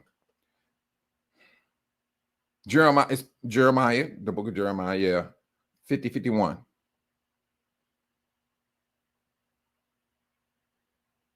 This is where we stand right down to this very day. Yeah, but sister, let me tell you something. I know they're concerned. They're very concerned with Africa. I know they are. They're very concerned with it. They're not able to go to the grocery store any longer. Their debit card don't work no longer. It's been revoked. And more is to come. Because it's just not them now. It's just not the West. Your brother, sister Kathy. You have the Arabs too. They were the first one who came in and took over the northern part of Africa. They just as guilty as the West. See, our battle, brother. Oh, we have a battle against the world. Now we come and understand when the Most High was telling our forefathers, keep yourself separated from these other nations. Now the nations nowadays, they telling us, y'all prejudiced. That's what they're telling us. They're telling us we prejudiced because we want to be set apart. Oh, and they going, oh no. Oh, they going in on these commercials. They going in on them. They got about every time I look, you got to have an interracial couple on TV now. Why? Oh, and then they come. What was it? Not ginger. Was it not ginger? Was it ginger? Was it ginger? The redheads. So now, I mean, what? This is what they're talking. This is what they're doing. This is what's out there now. This is what's out there.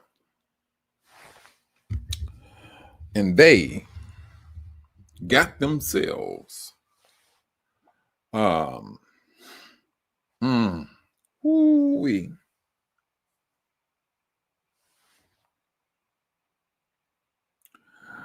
And now you have some, I gotta call it for what I'm saying, and I'm not saying it in no bad way.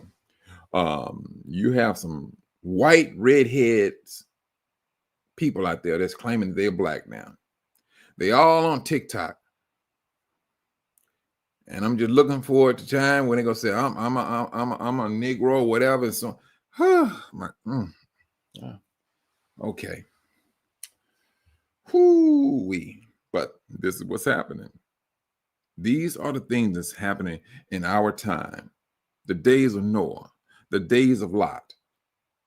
Yahushua said it was pound in one generation. And brothers and sisters, all we got to do is look at the scriptures, see what's happening in your own family. When I say family, I'm talking about the captivity of Judah. If we look at that, to all the things that Yahushua said was going to be happening, and you can just stay here locally, because what we do locally, trust and believe, is happening in South America amongst Negroes. It's happening amongst Negroes in the European lands, the UK. We're gonna have some things that's gonna always be in common. Always gonna be in common. And if we look at these scriptures and we hold these scriptures to what the Most High said is going to happen, brothers and sisters, come on now. There's your map right there. Your map is right there in front of your face. Pay attention to this here. If you see this here happening, this is where you at. That's the map. Now, whether these, I mean, and I know a lot of brothers been talking about these seals. I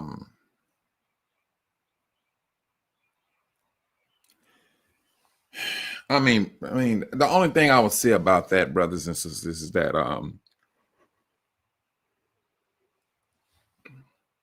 the Most High is going to let us know that He's going to let us know. And right now, if you have brothers, and when you have, well, I heard brothers say, "Hey, this seal has been opened," and they say this seal is open up because of this, or they say because of that. But let me tell you something, brothers, and watch the history of your people moving on these media channels, because it's going to be history that you got to pay attention to. I ain't gonna say the history, not the history. I'm gonna say action.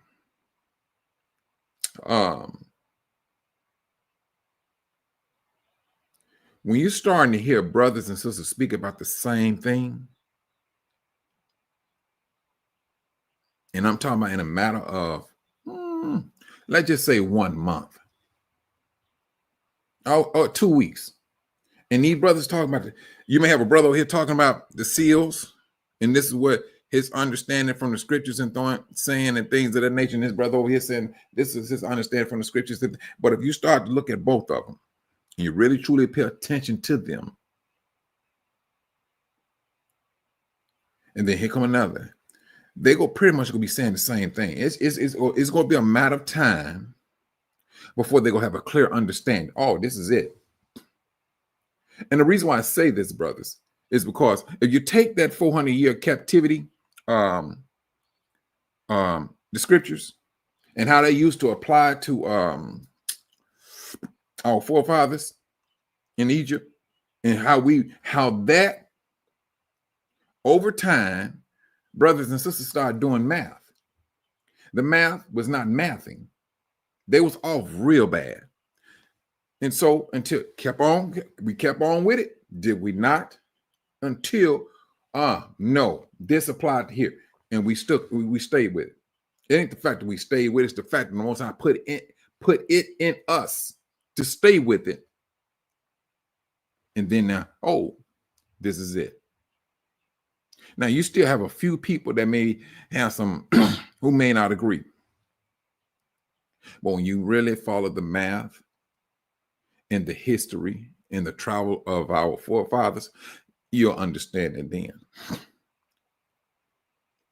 Oh, you're right about that, Sister Padia. Blue eyes, white skin, red hair. Yeah, okay. I tell you. So hey, what was it? So if you, I better not go down that route. If I say that, I think I'm crazy. I'm gonna be. So a black woman with blonde hair. Let me shut up. I ain't gonna go there. But this is the world, and I think that stuff is just more so. It's just to have something just to throw us off, because the world is very concerned with this awakening. It's very concerned. Now I'm gonna tell you this now, Sister Padia. I don't know if y'all been seeing it. What was that? Truth Unedited. Pooh, good. He going in on those camps. He's going in on them, and he's speaking about he's speaking of the what did he call it?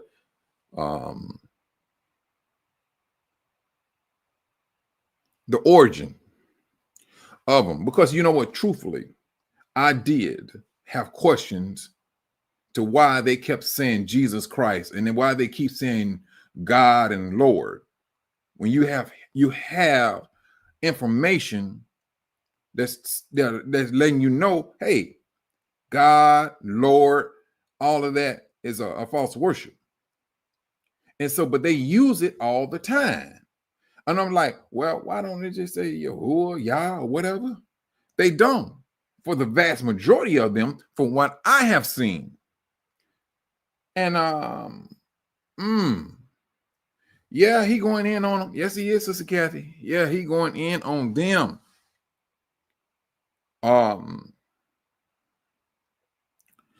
And I'm like, well, I mean, shucks. What is it that you can do? Either you will fess up to you're gonna fess up to it. Yeah, with the Mason messianic beginnings and things of that nature. And don't get me wrong. My grandmother, my grandfather, he was a Mason. My grandmother, she was Eastern Star. But when she became a Christian, she disendowed herself from it. And I think a whole lot of us and our grandparents and our great-grandparents, there was somewhat of that, because that was the thing then. That was like, everybody at that time was a Mason. But you know, brothers, if you go back and you look at it, you be like, you'll see how people was looking for some type of power so they can have power. And that's how I took it. I took it that way. They was looking for some type of there you go. You know, when I but with this Sister Kathy and Sister Patty, we woke up. We woke up. And I'm talking when I was working with AT&T, they invited me to become. I like, no, look, I can't do that, man. My spirit just would not let me do it. It would not let me do it. I was like, nah, man, it's just something, and it just something don't sit right with me. And that was years ago. Years ago. And now with this awakening, we started to go back in history and find out where it come from. Hey, who brought it to you? Gentiles. Gentiles. Oh, and yeah, hey, you can become a Mason, you'll be over this particular, you'll be over your people. The Gentiles brought it to Israel. Israel stepped into it. Well, you talking about gatekeepers? That's what it was. That's all it was. I mean, that brother, he went in on it, which I already knew that to a degree. Because when I was Jehovah's Witness, Charles Tass Russell, he was a Mason. The ones who started Jehovah's Witness was a Mason. 33 degree. Yeah. So it seemed like it's in all religion. Whoo, I tell you. But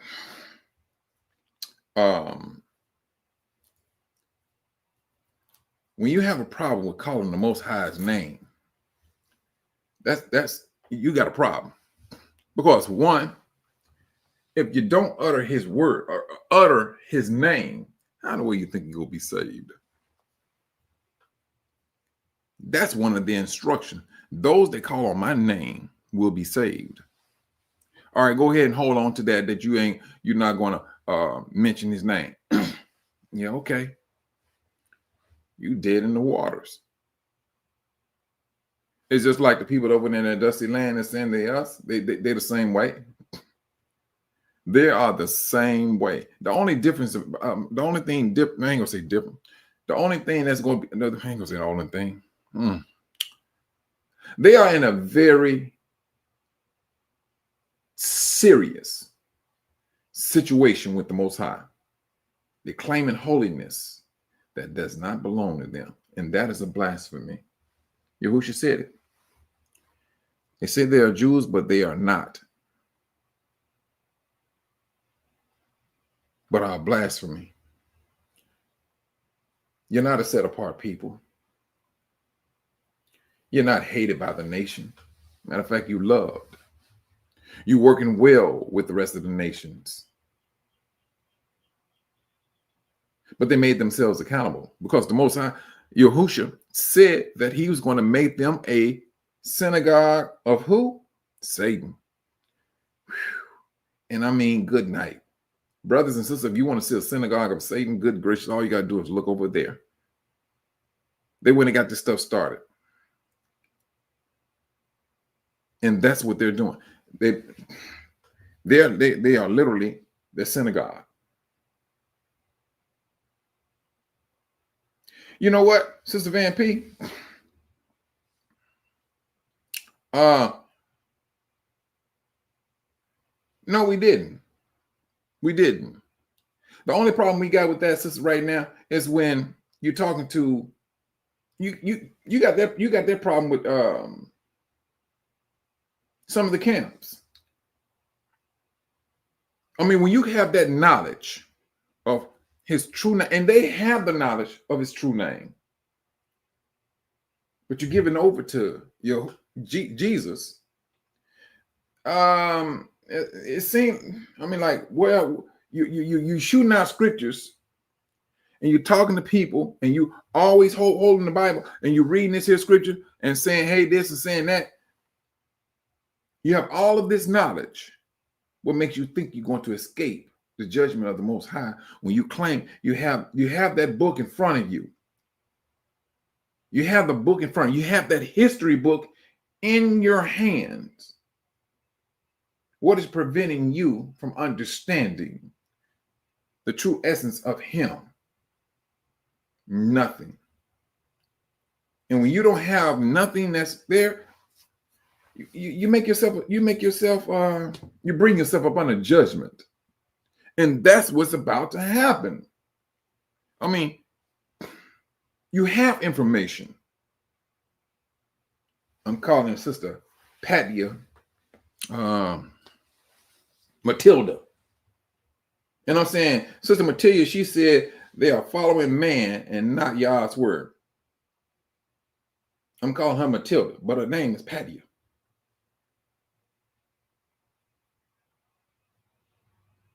Come on now. And you know, I heard some brothers and sisters say, well, I use Jesus because that's what we're accustomed to. Oh, yeah, we was accustomed to, we was at one time accustomed to eating pork. Were we not? We was accustomed to eating shellfish, catfish. But when you woke up, no, you rectified those things. That's what we did. Now you talking about holy day? Oh yeah, you got brothers and sisters right here looking up. We got to go back to this here. We got to do this, and they very high strong about it because they know following those laws. You're not going to just follow laws and still call him Jesus. If you go be real about those laws, you go be real about what name you call upon. You will be real about the name you will call upon. We can act. Anybody can step out and say, I'm a holy man of God and things of that nature. Who's this cat? I think it was a comedian, and he was talking about the Bible, and he had a buddy of his. And They went kayaking. I forgot the comedian name. I think it was, I don't know. But anyway, they went kayaking. And um,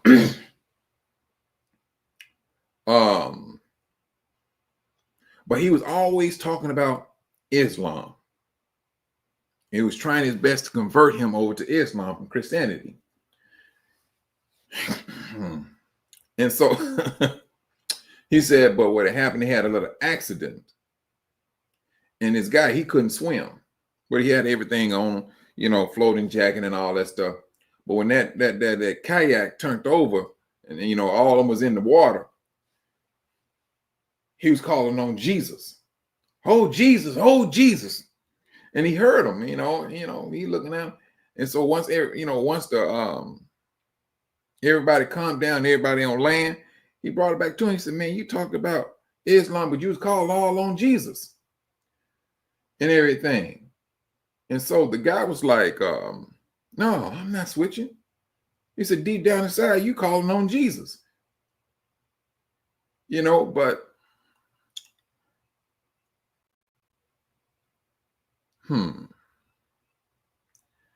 we have been misled. That's one thing we have been misled, but we woke.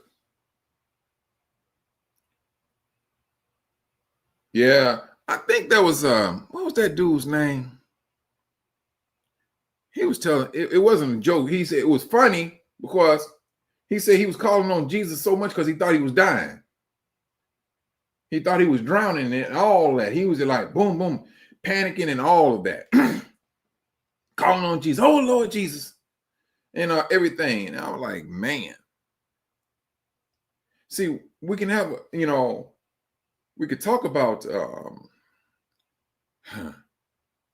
spirit is eager, but the flesh is weak. Yeah, we seen that. Yeah, he showed exactly how weak his flesh was. He showed it. He showed how weak his flesh was. But this awakening, brothers, is on a whole different level. It is on a whole different level. Sister Cynthia, it was a difficult thing. I mean, I ain't gonna say it was difficult. Well, I'm gonna say difficult because I was so accustomed to saying Jesus so much. Sister, it took a moment for me to get used to saying Yahusha. It did. I can agree with you on that now, sis. It did. Because, in the same time, Sister Cynthia, that right there will show you just how embedded it was put into us. That right there should tell us just how deep we were misled. I had another buddy of mine. He was telling me that the same thing was happening with him. He had a difficult time of saying Yahusha. He said just walking down the street, he had to just keep saying his name so he can get Jesus out of his head. And I know exactly what he was talking about.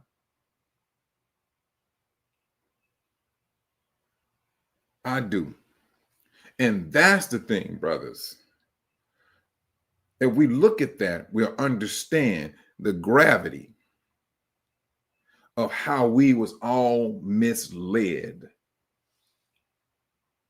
by this nation or by this world, by the Gentiles. Because see, no matter how you look at it, they're still ruling. And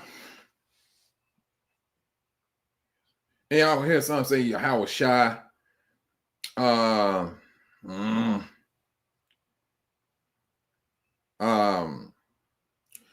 think they was trying more so to send, the Indians and all that stuff, if we're going to stick to scriptures, sister, if we're going to stick to scriptures, Judah was the only one that was going to go into slavery. And Judah was the only one that went into slavery, and the surrounding tribes with Judah. I think it was Benjamin. So, but Benjamin is, was in the territory of Judah. And so, when it comes to saying that Israel went around the world, brothers and sisters, please, I'm not falling for that. I'm not. I'm sorry. My spirit just don't allow me to go down that road. It does not. That everybody on this planet, I'm just trying to figure out who in the world the Gentiles are. I mean, they got everybody up on that thing this year, and they're going by what they see. Spaniards or Spanish. They went over there to what is now known as Mexico.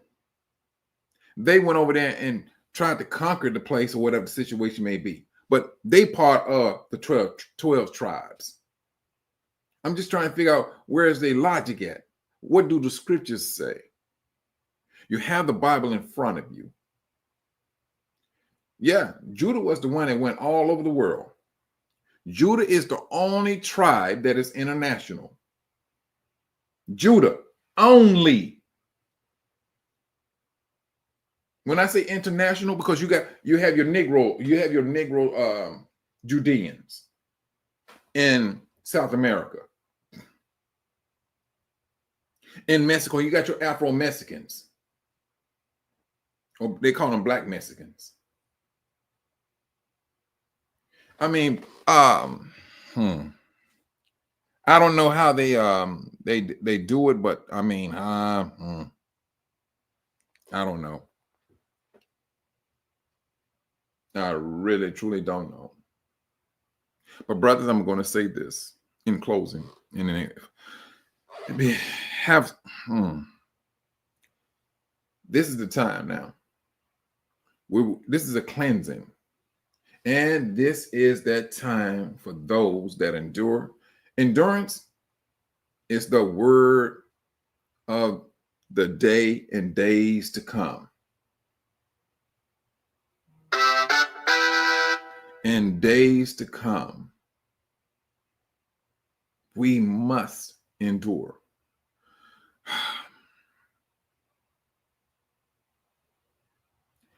Brothers, if you can, all possible, if you're able to reason with your family in peace, be about your business.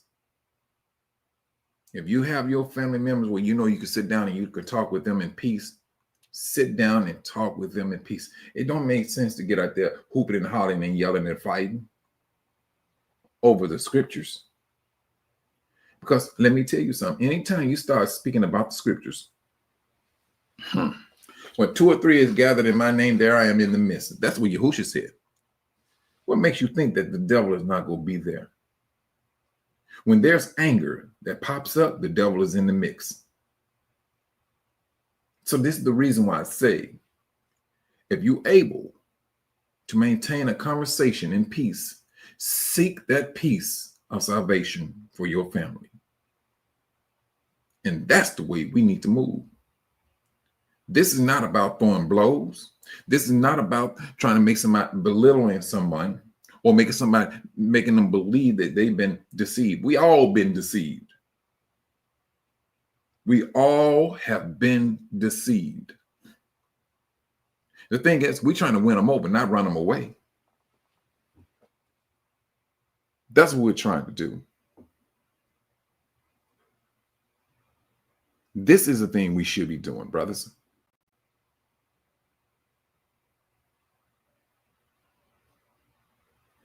My family? No, you can't do that one. I'm going to be straight and frank with you.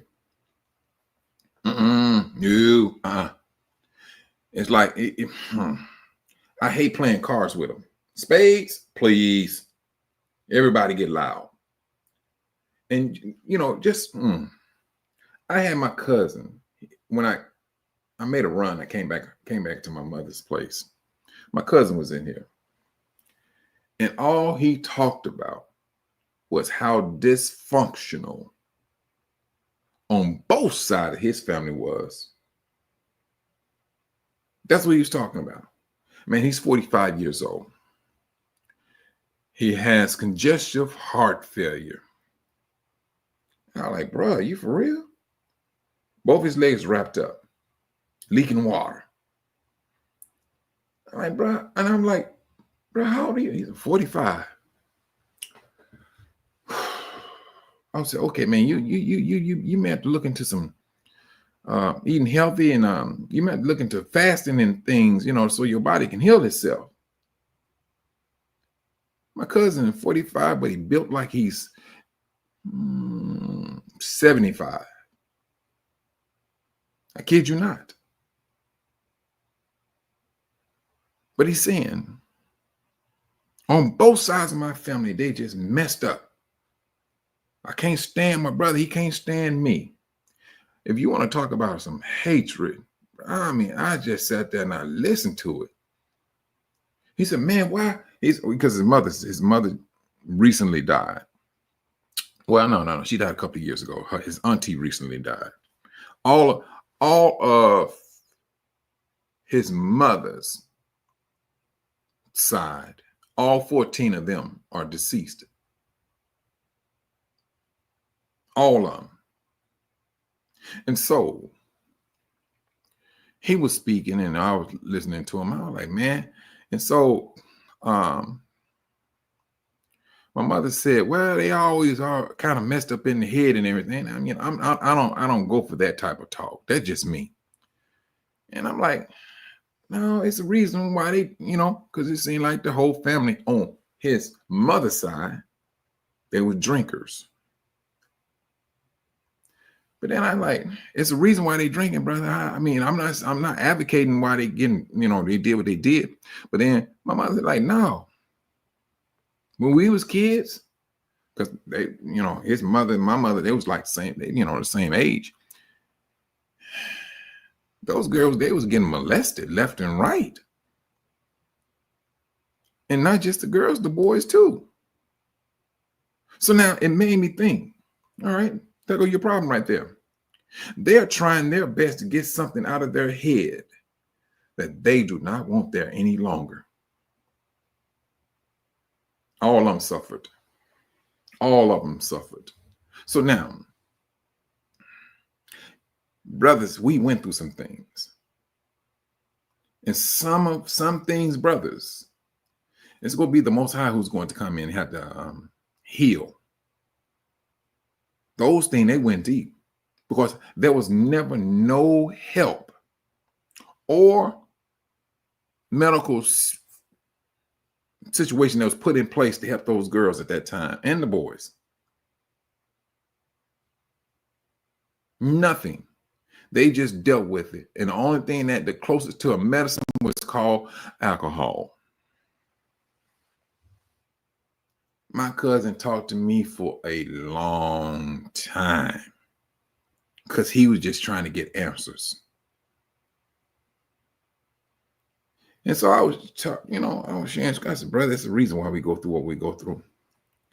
And so we was talking and everything. I said, man, look here, you get a chance, read Deuteronomy chapter 28. And then he came back to me. He said, now, cuz, you said, what's that chapter again? And I gave it to him again. He said, I'm going to check that out, man, because, yeah, that sound like it's real. Because he's very concerned. And I told him, I said, but man, look here, I think you need to really practice getting into fasting. They told my cousin he had to have open heart surgery. He's 45. He's 45. Shalom, Brother Kenneth. Yeah, we do need a sister, Zenobia. We need that mercy. I ain't gonna lie to you, because when you sit back and you listen to the conversation, she be like, because I ain't seen my cousin in years. I think the last time I seen him, it's just been that long. I'm not the only one that was not here in Arkansas. I was living in Chicago. And well, when I was talking to him, I kind of find out, it's everybody, you know, talk about what happened in the last some years or whatever. And this is what happens. There's a lot of hurt out there, brothers. There's a lot of hurt. I thought my situation was bad. No, no, no, brothers. I'm hearing about a lot more younger brothers. I was talking to my cousin yesterday, my female cousin. Her son's father, he had a heart attack and he had open heart surgery. And they said that happened. He was 45 then. He's 48 now. And I'm looking at this stuff here. It seems like these heart attacks and strokes are happening a whole lot younger now. A whole lot younger. When I say brothers, yeah, we went through some things. We going through some things. But this here, somewhere down in life, these curses, they're going to stop. It's going to be somebody in that family that needs to say, help, stop. We need to do this differently. Oh, don't even mention talking about a family reunion. Please. That's the first thing. That's the first. That's an argument. That's an argument. When I say the devil is in the mix, brothers and sisters, he's in the mix. And when you want to talk about Israel, brothers, and you reading the scriptures from our history, and you seeing how these people, we act the same way. The same way. And on top of it, on top of our forefathers coming out of Egypt, we went into captivity a whole lot longer than they did. And we got dealt with the worst of all of Israel. This generation, we got dealt with the worst of all of Israel.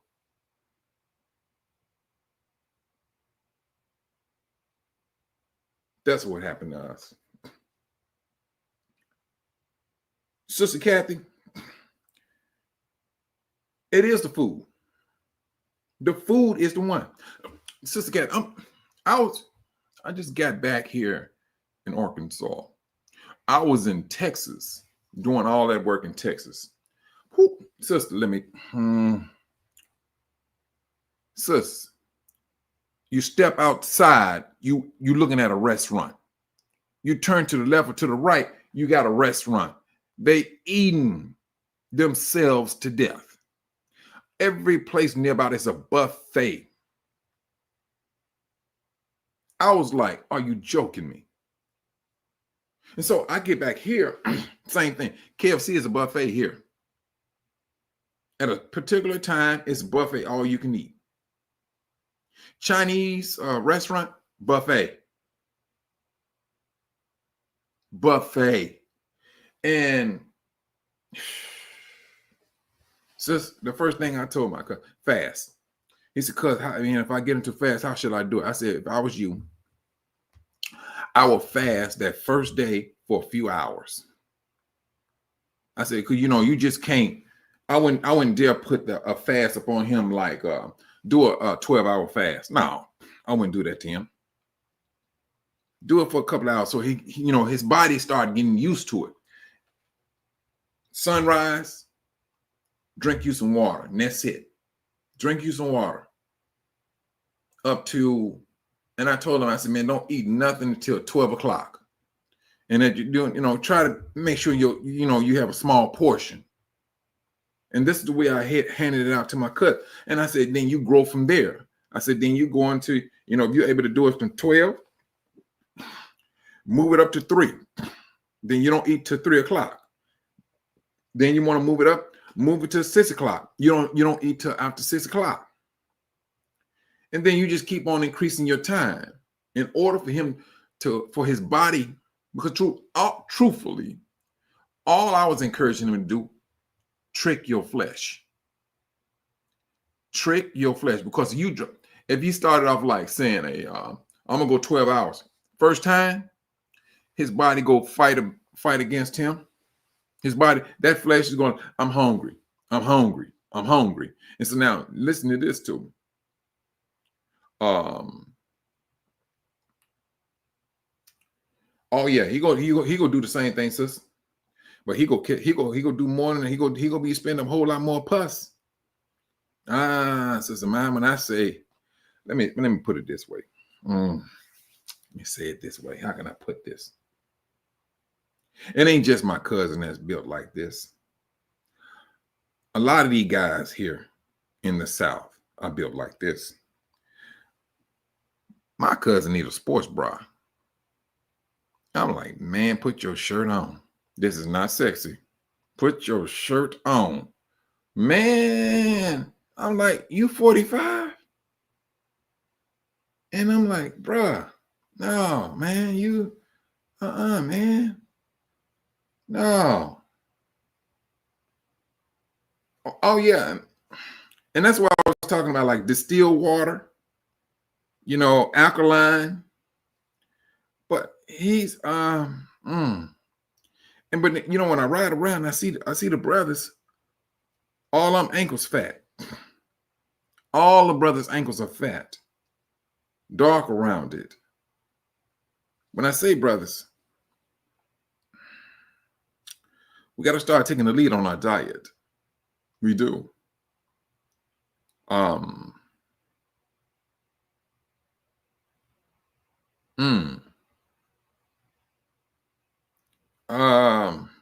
yeah, the medication.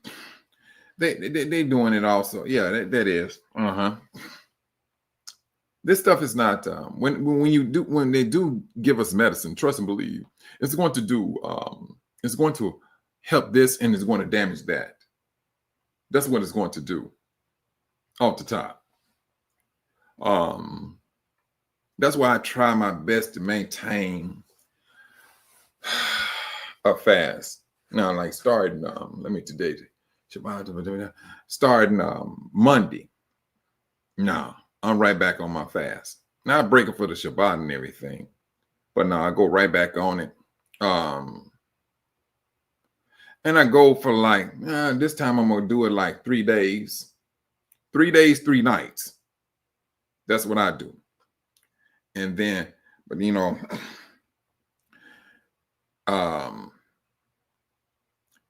it will.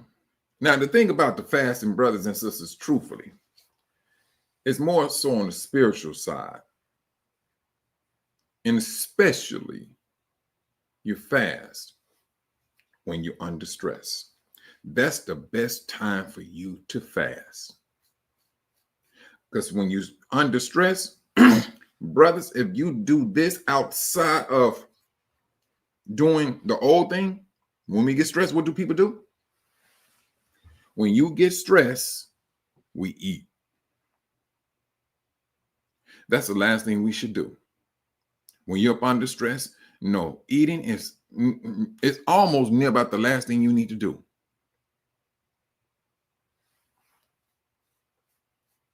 I'm telling you.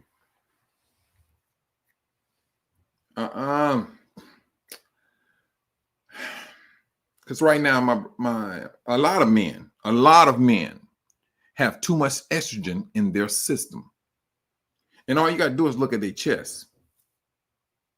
Their chest start to look like women's chests, breasts. Yeah, that's why I said my cousin needs a sports bra. He needs something. I mean, man, good night. You need something to tighten that. Tighten that up quick. And they walk around with no shirt on like it ain't no thing. Like, dude, are you joking? Put your shirt on, man. Good night. And I'm like, no, man, this is not a good look, bro. I mean, this is your health. And then when it gets to the point, they get to saying that, well, we gotta leave out here one day or another. I'm like, yeah, that's the one that was signed, that you're signing your death ticket. That's when you really signing your death ticket.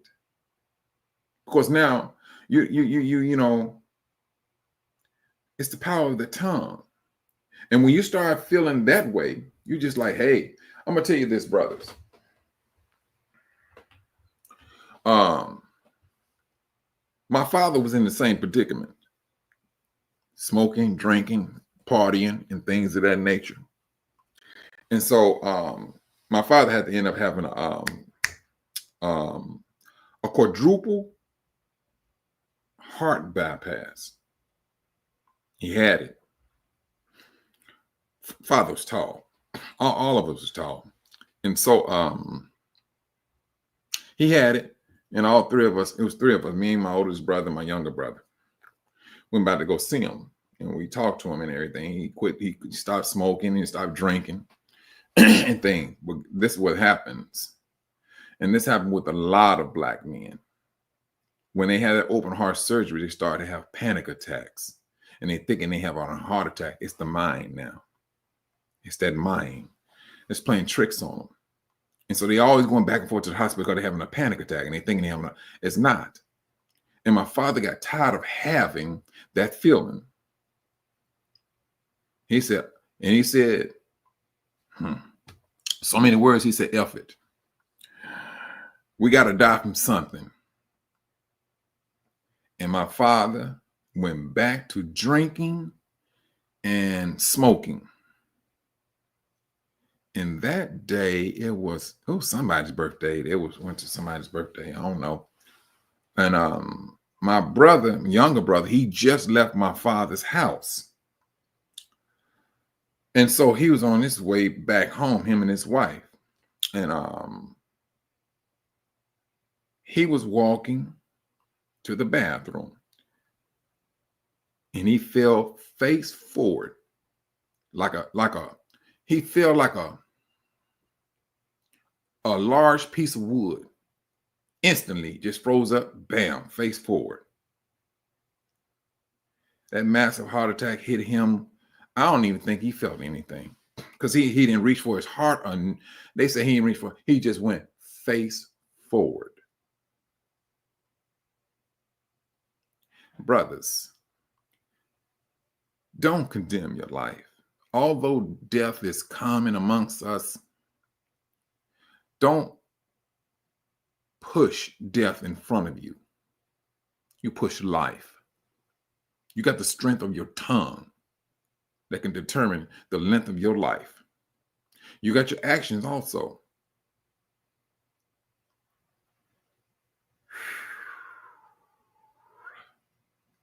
And but I've seen that amongst a lot of brothers. My father wasn't the only one. He was not the only one. He wasn't. I know when I go and I do my physicals, the doctors be like, are you diabetic? I said, no, I'm not diabetic. And they did. Well, we go check your sugar and some AC or whatever they say they call it. And they were like, we're surprised because they usually, at your age, you have some type of symptom of pre-diabetes or whatever, but you don't have it. When you wake up, brothers, when you wake up, you're starting to do things a whole lot different. I'm very concerned about a lot of foods that's out here now. I'm very concerned. If I eat a burger right now, Sister Kathy, it bothers my conscience because I don't know what's in that beef. I'm serious. I do not know what's in it. Sis, when I was on the road doing the work, I went to the store and bought groceries. They put me in a hotel. I made sure there was like a kitchenette. I came back to the hotel and I cooked. That's what I did. But everything now is a convenience. You know, it's cheaper for you to go to the buffet than to go home and cook. I kid you not. It's cheaper for you to go to a buffet than to go home and cook. That's how conveniently they're making it for us to destroy ourselves. We don't know what's in that stuff. And What they call macaroni and cheese, I call it cheesy water. Whoo, I'm telling you, brothers, sisters,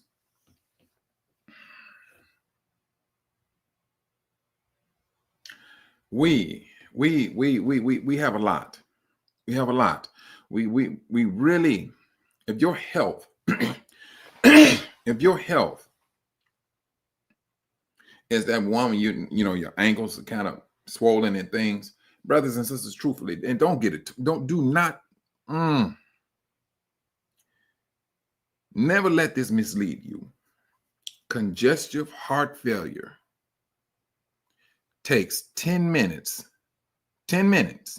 a day.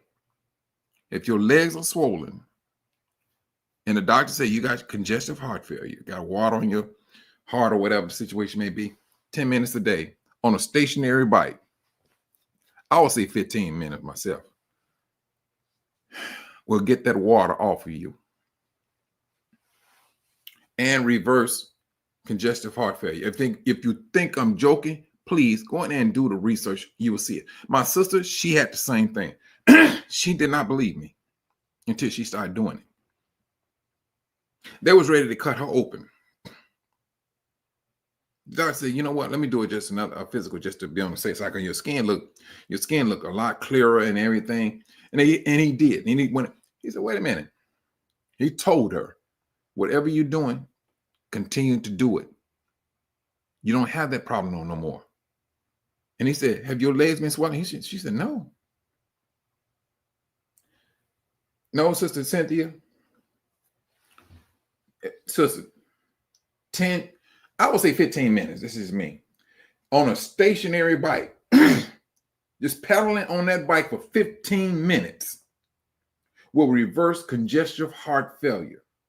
That's a fact. That's a fact. And at the same time, Sister Cynthia, you tell your body what to do. Your body don't tell you what to do. If you want to fast, you stick to a fast if you want to do a fast. You tell your body what to do. And don't get me wrong, sister, it's going to be a battle. If you want to, Sister Cynthia, if you want to start throwing blows like a true Negro, start throwing blows at your flesh. Oh, it's a battle. It's a battle. It ain't, oh, sis. Battling that flesh, I can tell you, because when I first started getting into it, sister, it ain't no easy thing to do. I'm not even gonna sit up and tell you no lie. But if you can start off with a few hours of saying that, hey, I'm not gonna do this, I'm not gonna do that, do a few hours. Don't go. I would not suggest a 12-hour to no one. If you're gonna battle your body, did not the scripture say you deal with your brothers according to knowledge? You deal with your body according to knowledge. You deal with your body according to knowledge. You know exactly what you like and what you like to do. If you know for a fact you can fool your body for a few hours, fool it for that few hours, and then just keep on increasing it. To eventually, sister, if you get into that fasting, this is what's going to happen. Your blood pressure is going to go down. Period. Your blood pressure is going to go, you're going to lose weight. But your blood pressure, that's one thing that's going to go down. When the doctors tell you that, hey, you're going to be on this for the rest of your life, don't believe me. Just put it in action and see for yourself. That's the best way of doing it. Don't believe me. Put it in action and do it for yourself. And then you tell yourself, hey, how did this work out for me?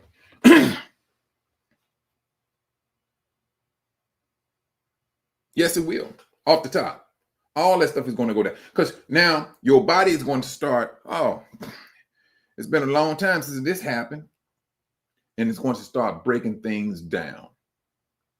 In the moment, sister, if you get to a point where you start fasting, and then let's just say you went 12 hours without eating, or you may went a whole day or 24 hours. and you turn around and you drink you some water and you ate some food, sis, please. Your body is going to react to it. Your body is going to, and everything is coming out, period. Because now you've done something to your body that it's not used to. And you're talking about a cleansing, sis, please. I'm telling you. They told us and they lied to us, hey, you're gonna be on this for the rest of your life. Once your kidneys are gone, you got to go on down. Yeah. Your kidneys can rejuvenate themselves. but we was lied to. Now, on that bone broth, Sister Kathy and Sister Cynthia, my thing is this. If you did do a fast, a 24-hour fast, you went a whole day, 12 hours, and 12 hours in the daytime, you went 12 hours at night, that's 24 hours. Once you come off that fast, start off with broth, just soups. Start off with the soup. Because if it all depends on how you handle solid foods. And at the same time, this is just my encouragement, sis. If you're getting into fasting and you're doing that fasting, and don't get me wrong, if your body if you have a strong urge for a candy bar, and keeping it, and my thing is this, keep it in moderation. Get you a candy bar. Because all you want to do, hey, you want to fool your body. Give it the candy bar, and then turn back around and drink you some water. But keep it in moderation. Because now your body's gonna calm down when you get when it gets that candy bar, it's gonna calm down. Yes. I'm telling you. When it calls for it, give it to it. And then you fall right back. You calming it down. You're taming a beast. Because when sister, when I say this, we supposed to be telling our bodies what to do. But now, man has got it where the flesh speaks loudly than we do. Because we know, you be sitting behind it, it's like, man, I know good and well I should be eating all this food. That's the first thing we will say. Because we know what we should not be eating. That flesh don't care. That flesh is used to, whether it's chemicals or whatever, it wants it. And so now this is where we got to take back your flesh. This is where you got to put your flesh in its place. And you tell your flesh, no, you don't tell me what to do. All you got to do is start looking at that flesh as a totally different person. Because you are the commander. You are the commander, the chief, the president of that body. You. That flesh, no, it's not. And the more we understand that, the better off we're going to be, the stronger we're going to be. And I am not going to lie to you, Cynthia. It's going to take discipline. It is. And it's going to take a strong will. It's going to take, and like I said, sis, and if it takes that, you got to eat small portions, so be it. If that's what has to happen, so be it. It still will come to the same effect. It's going to have the same effect. And this is not about just losing weight. This is a spiritual journey. You want to hear the Most High. That's what you want to hear. But one thing about our hearing, that we got a lot of fat in our bloods, brothers and sisters, that slows down circulation. When you hear people talk like, man, I don't have good circulation in my leg. You got fat in your blood. You have fat in your blood. And the more you start taking that fat out your blood, oh yeah, you're gonna start seeing something totally different. And you're gonna notice something that's going to happen in your thinking. It's going to be a whole lot clearer. This is where Yahusha said this. He told us this, but we didn't pay no attention to it. He said, do not be overeating and heavy drinking. He did not give us the reason why. Medically, he did not give us a reason why. He just told us don't do those things. But now, as time went on, and now the doctors, they starting to see, they see the reason why you should not overdrink. They see the reason why you should not overeat.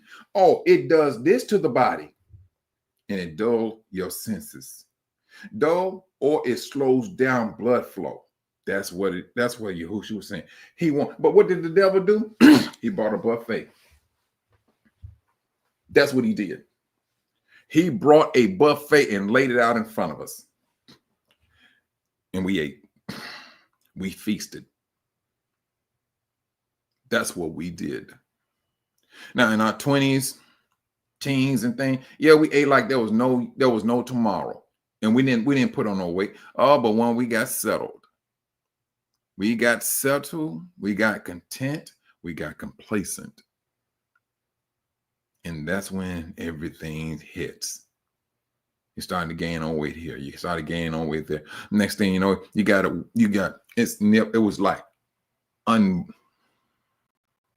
was an impossible task to do, to take off weight once he got on. That's how the devil fooled us. That's how he got us. Yes, he did.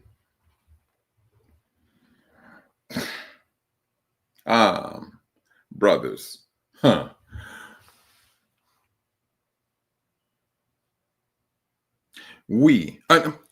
sister Cynthia, the same situations is happening in Africa. Diabetes, sister, is on the rise. And the sad thing about that, sister, is this: if your kidneys are shot, you hemmed up, because it ain't like they got dialysis. And when you go in for a dialysis, that may take their whole monthly income just to cleanse their blood just for one day. You want to talk about some brothers? You want to talk about a people that's hemmed up? Raise your hand, Israel. We are in a hemmed up situation in captivity. This is where we stand right down to this very day. And it got to get to a point where we got to start taking your health back. We just can't be, all right, this is what you got here. This is what you're trying to sell, and this is what you're trying to feed. Because they not under law. We are. We are under law.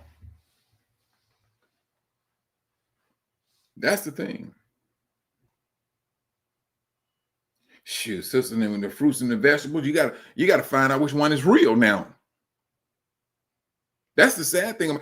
When I say they taking this stuff, they taking this to a whole nother level. You got to find out what's real, what has not been tampered with.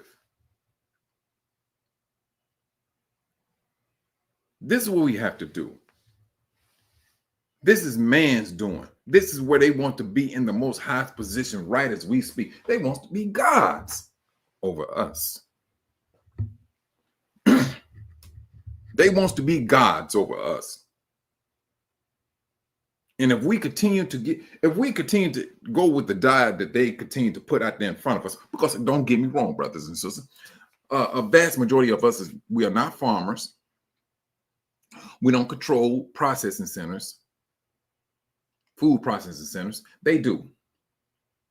They know exactly. Hey, and what do you think the barcodes are on these food, sisters and brothers? Why do you think they put barcodes on? They know exactly what barcode is going to what neighborhood and what stores. If they got anything in that food, they all right. Like what do they call it?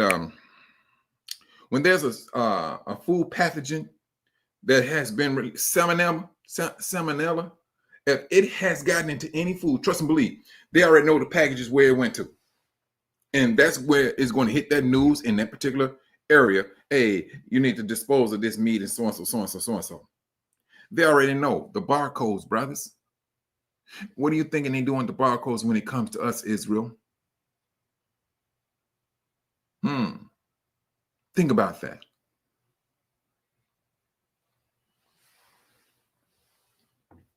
You're right. Dirty dogs. And when we practice this here, and where you think our kids are chubby and fat now? They know what they're doing. Our kids end up being on dialysis by the time they become teenagers. That's money for them, putting their kids through college, and they make sure that the kids don't eat eat the food that we eat. That's one thing they make sure.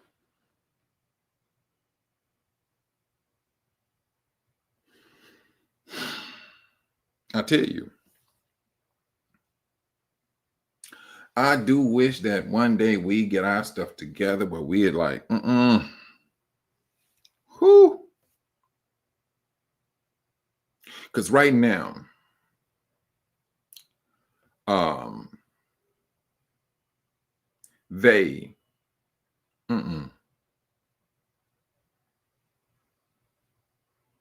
they, they doing some low down dirty things.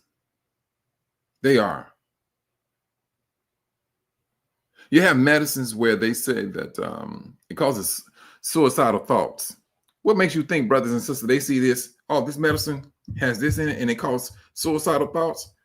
Trust and believe. That's a chemical weapon now. That's a chemical weapon that they can use. Oh, let's put it in the air. Brothers, if y'all were, let's look at this here now. And this is just a hypothetical that I'm putting out there, brother. And this is not just scaring no one, but it's the fact is that it's out there. They already told you there's certain medicine out there that causes suicidal thoughts, right? We already know that they got chemicals in certain foods that they used against us to bring out violence, if you know what I mean now. And so now, if they can get the chemical, the violent chemical, as well as suicidal tendencies, and you put this into the air, and then the Most High said, it's granted to that horseman to take peace away from the earth. Is this how they bring it? This is how they want to bring about. It was this movie I'm gonna back up a little bit, brothers. It's this movie I was watching. I don't too much like it. It was too lewd for me. Samuel L. Jackson was in this movie, and he's supposed to be a criminal, and he was like a billionaire, and he was causing people to fight. Kingsman, and I think it's called Kingsman's or something like that. But anyway, he was causing the people. He shot out a signal by means of a cell phone, and everybody was just fighting one another. Oh, there you go, Sister Kathy. Hold on. That's what I'm talking about.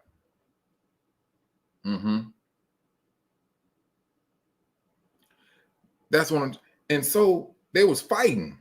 And so the hero was a Gentile. They got to show a Gentile being a hero.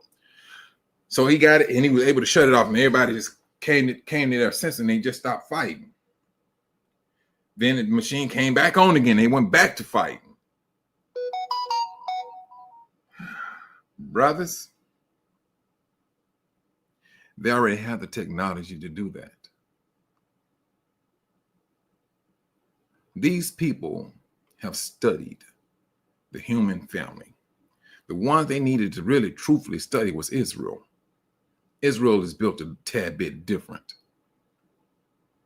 Israel is absolutely built totally different. Looks the same, but built different.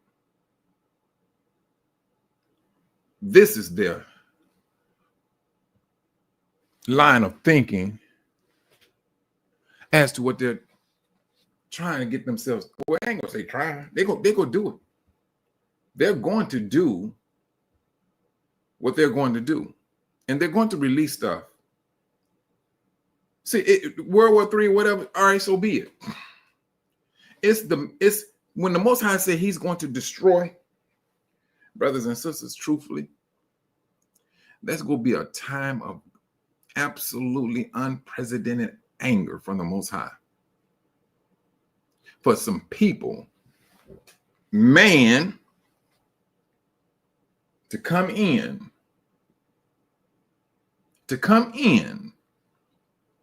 and say, hey, we can use this against these people. We got this chemical and it does this to people. It brings out violence in them. We got this here, it makes them suicidal. Now you want to talk about the Deagle report, and they talking about so many billions of people need to be taken off the planet. But then at the same time, the Most High said, hey, this was going to happen. Is this what they're putting them? Is this what they're hinting to? Man?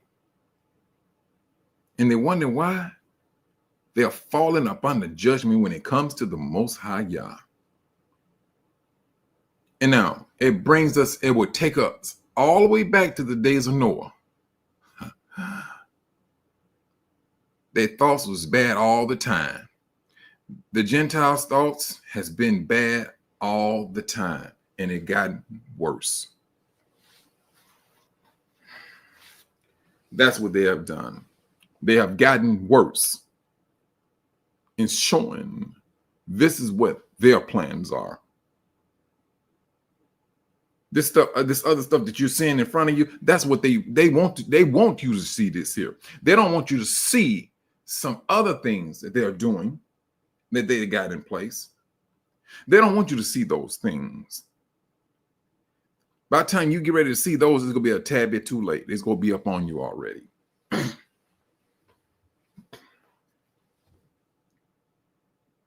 That's what that's going to be about. Now, you're talking about pushing out diseases upon people. That's all this world has done. That's all it has done. And then at the same time, they own the disease. They patent the disease. Brothers, there's a lot of movies. It was one on what's that dude's name? Tom Cruise. Tom Cruise made all of the Missions Impossibles, right? If you go back and you look at some of the older ones, I think it was like the second one. Well, this guy, he stole a disease from another guy. He stole a disease from another guy. He stole it. And he got the antidote. They released the disease in a well-populated city. Because he already did the numbers. So by the time the government figured out what's going on, they're going to need somebody to start working on an antidote. He going to have the antidote. So he was saying, oh yeah, I'm going to be making billions. This is their line of thinking. They rather kill people, drop a disease to kill people,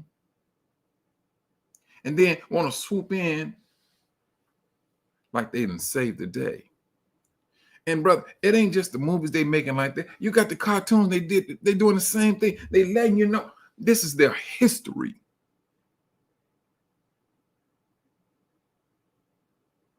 This is their history that they're making.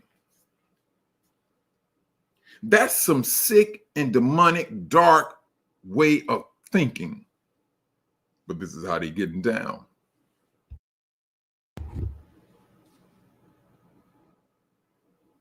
This is how they're getting down.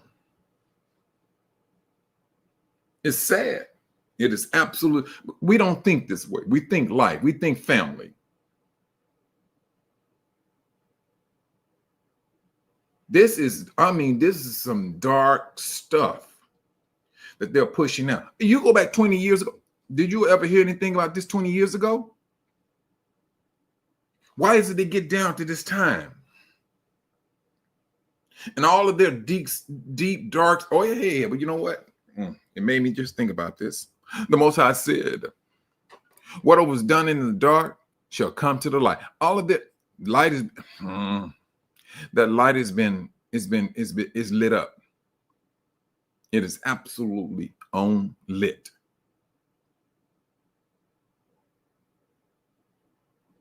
All of this stuff. Walking around telling people congestive heart failure, then at the same time, man, please. This is crazy. And at the same time, brothers, we have a responsibility. We was warned about our diets. Not necessarily, well, the foods that we know we shouldn't be eating, but in captivity, we didn't know what we don't know what all they put in this stuff. Now that the meats that they're making, I'm telling you for what I've seen, and they said in this documentary, they add blood to this meat they make off a 3D printer. They add blood to the meat. They said because it give it flavor. Now, don't that sound like an Esau? Good night. It gives it flavor. The blood does. Brothers and sisters, this is one time when I say we got to start praying a whole lot harder and praying that the Most High remove us from this, because this is not going to be a good look. If we continue to stay in captivity, we're going to find ourselves eating things that we should not be eating because we do not control our food source. Our kids are going to start having allergic reaction to a lot of the stuff that they're having, they're putting out. They say it's food, but it's not consumable. This is what they're saying. But they're thinking that, oh, you're giving them in small doses, your body will break it down. Yeah, we'll go pray over food, brothers. I get you that. Each and every time, brothers and sisters, pray over your food. And when you get through eating, you pray after eating the food. That's by law. That's law. That's law. Well, you're right, brother. We're the salt of the earth. We're the salt of the earth. And brothers, and what do the doctors tell you this? They tell you, hey, cut back on your table salt. Brothers and sisters, it's a chemical in the salt that raises your blood pressure. Look at that. Look at the ingredients of table salt. And it's the chemical, and what it does, I forgot the name of the chemical, but what it does, this chemical keeps the salt from clunking up together.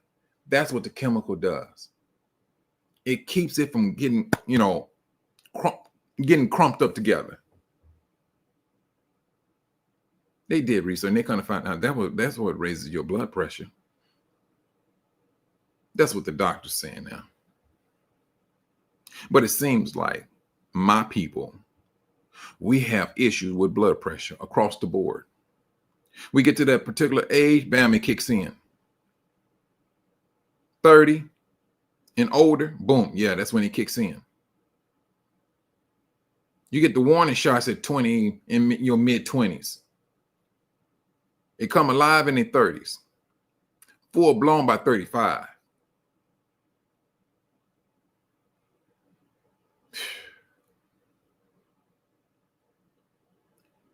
You know what, sis? Sister Linda, because I wanted to go there, and I think before I go back to Tanzania, I was gonna stop over in Burkina Faso. Burkina Faso. That's what I was thinking about doing.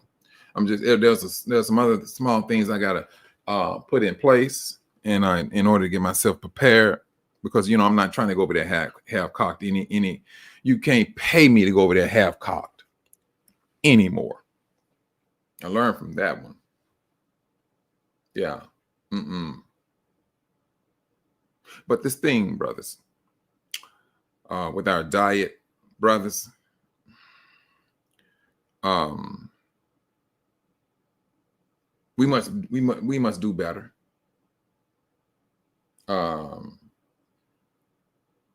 Wait a minute. Is that your blood pressure, Sister Cynthia? Yes, it's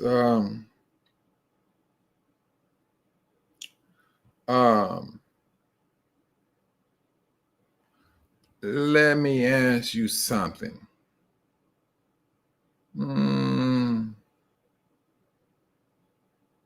You have any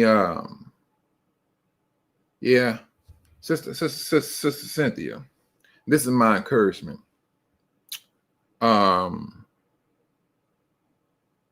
Beet juice. And you know, sister, let me tell you this.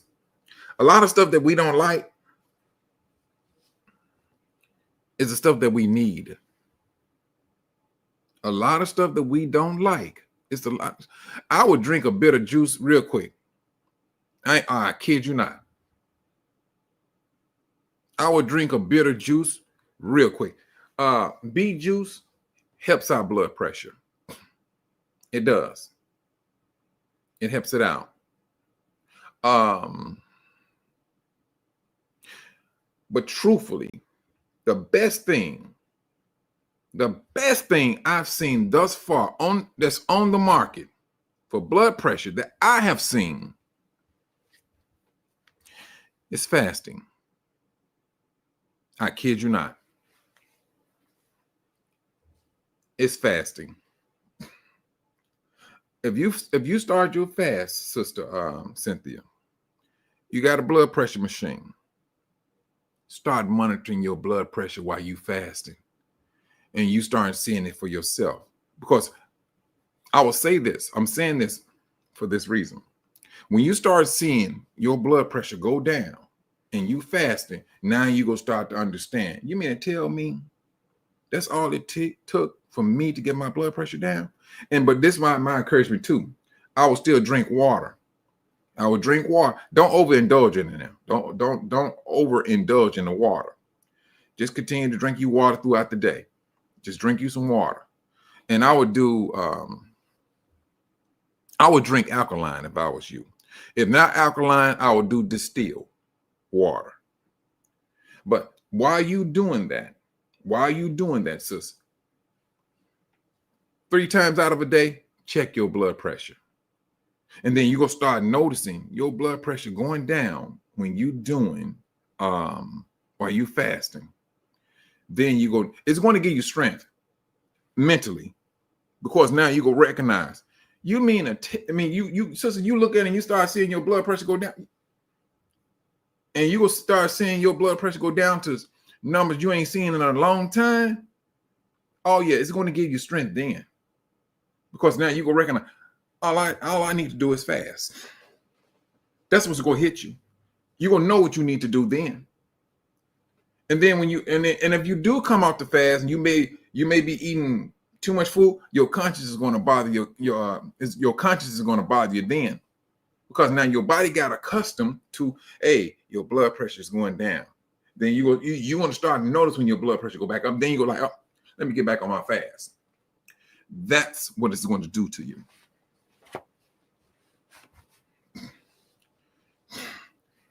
Off the top, my blood pressure be one.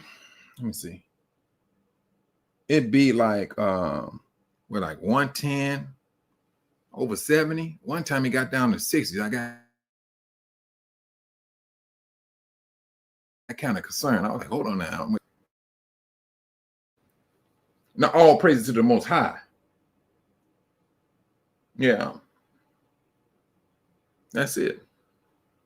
But sis, that's something that's going to affect all of us. If you're a person of color, please.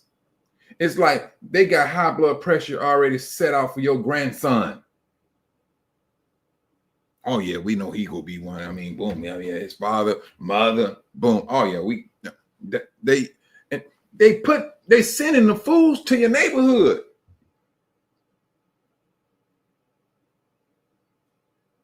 That's what they're doing. They are literally sending. So I work in the communications field. The barcodes now in some stores, this is how the barcodes work. That food come in on a pallet, and they have one major barcode for that pallet. They scan that pallet. Boom! On that pallet, it will show everything that's on that pallet. Everything. Then they start putting it on the shelves. So this stuff is orchestrated. This stuff is orchestrated. The burgers, the fries, all that stuff look good. The more we continue to tell ourselves this stuff is deadly, the better off it's going to be. The better off we're going to be. It's us that's laying up in the bed. That's how they found my grandmother. My brother, my oldest brother, he stayed with my grandmother. And he told my grandmother, I'm leaving, I'm gone. But she didn't say nothing. And my brother, but let me just give you a little back history on my brother. My brother was he was challenged, mentally challenged, but he was able to get about, go to the store and everything and thing. And he told us, "Mama, I'm gone." She didn't say nothing. He didn't think nothing of it. He said, "I know you hear me." And so, he walked on outside and went and did what he did. And then he came back home because my grandmother, she's not that one to lay up in the bed. She's not that one to lay up in the bed. It's time for her to get up, she up. And so my brother, he went and did what he needed to do, came back a couple hours later. My grandmother, she was still in the bed. He like, wait a minute. He went in there and shook her and she didn't move. So he got on the phone and he called my auntie. My auntie came over there and my grandmother, for what the people say, the way her hands were, they said it appears that she had a stroke while she was sleeping. And that's how she died. So, and see, this is not my grandmother is just one of the cases. I had a friend, his baby mama, was 30. No, she was 35. She was 35. And the daughter was like, "Mama won't get up. She keep on playing." And so he calls and she didn't pick up the phone. So, the brother called. He said, "Man, Mike, I got to leave, man." And so we was at the job. I was like, "Okay, bro, man, I get it, man. Go ahead and handle your business." Went up there, found she had a heart attack while she was sleeping. Brother, this stuff is happening, brothers and sisters, this stuff is happening a lot more common than before. This is the reason why I speak upon this. It's not that I'm saying, hey, y'all need to get, you need to do faster. No, brothers and sisters, we should, because this is something just to fight back against a system that's putting stuff into your neighborhoods that's harming us. It ain't the fact that this is talked or scared. No, it's a fact. That's one thing it is. It's a fact that this is what they're doing. They go in and they do research. They come, all the unhealthy foods are sent where? To low income neighborhoods. Yeah, you can get you 3 bags of big chips for $1. It's a reason why they're $1. It's a reason. It's a reason why it's $1.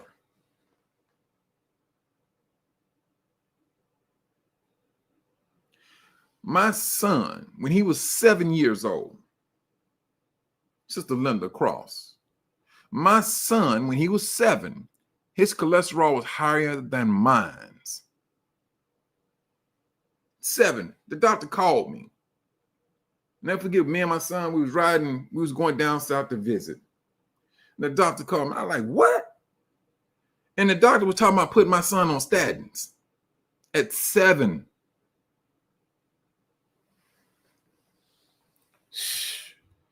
Shalom, Sister Tracy. Shabbat shalom. Shalom. At 7, I've been working on my son ever since. I was giving my son garlic pills from 7 on up to this very day. Come to find out, the doctor said, no, this looks like it's hereditary. I said, now, my cholesterol, and then they talked to the, kind of find out the mother, her sister, and her mother has a problem with cholesterol. And they all in the 200s. My son at 7 years old was 170. Cholesterol, Sister Linda Cross. I couldn't believe it. I could not believe it.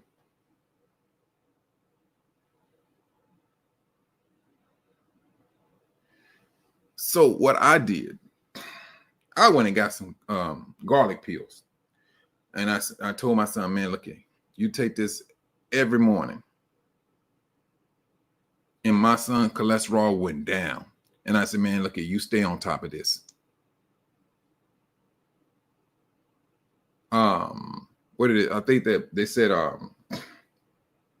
people with a fatty liver has that issue a lot. And come to find out, his mama said they do have a problem with the, the doctor said that they have all fatty livers. Brothers, we got to start making changes, brothers and sisters. It's off the top. Off the top. We got to start making some serious changes.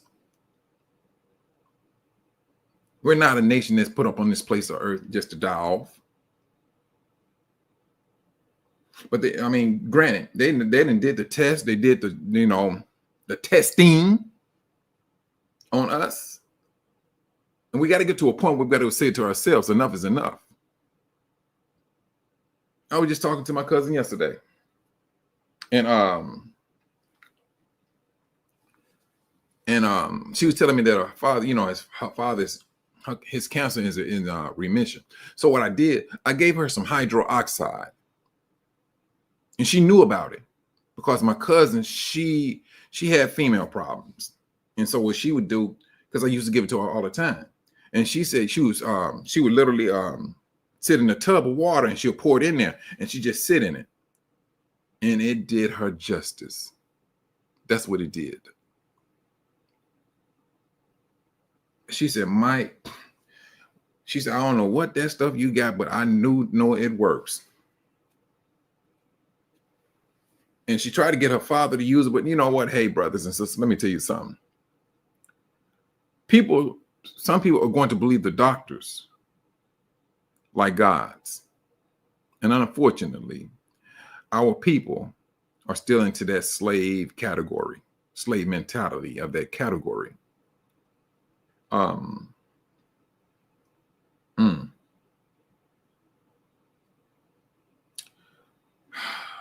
But he's still living. He's still living and things of that nature. But yeah, Sister Zenobia, I mean, matter of fact, I got into right now I'm waiting on some labels because I got with a company and I started buying large quantities of it. I got with a company, and so I'm going to be receiving a lot more of it. And so I deal with the food grade, and I deal with the strong one. And where, I do distill water on it. Nah, we're not trying to do no. Now I'm not even talking about no 6%. Yeah, I'm gonna break it down myself because I do know some brothers. They used it undiluted. And they burnt themselves. And I told them not to do it, but hey, they being hard-headed.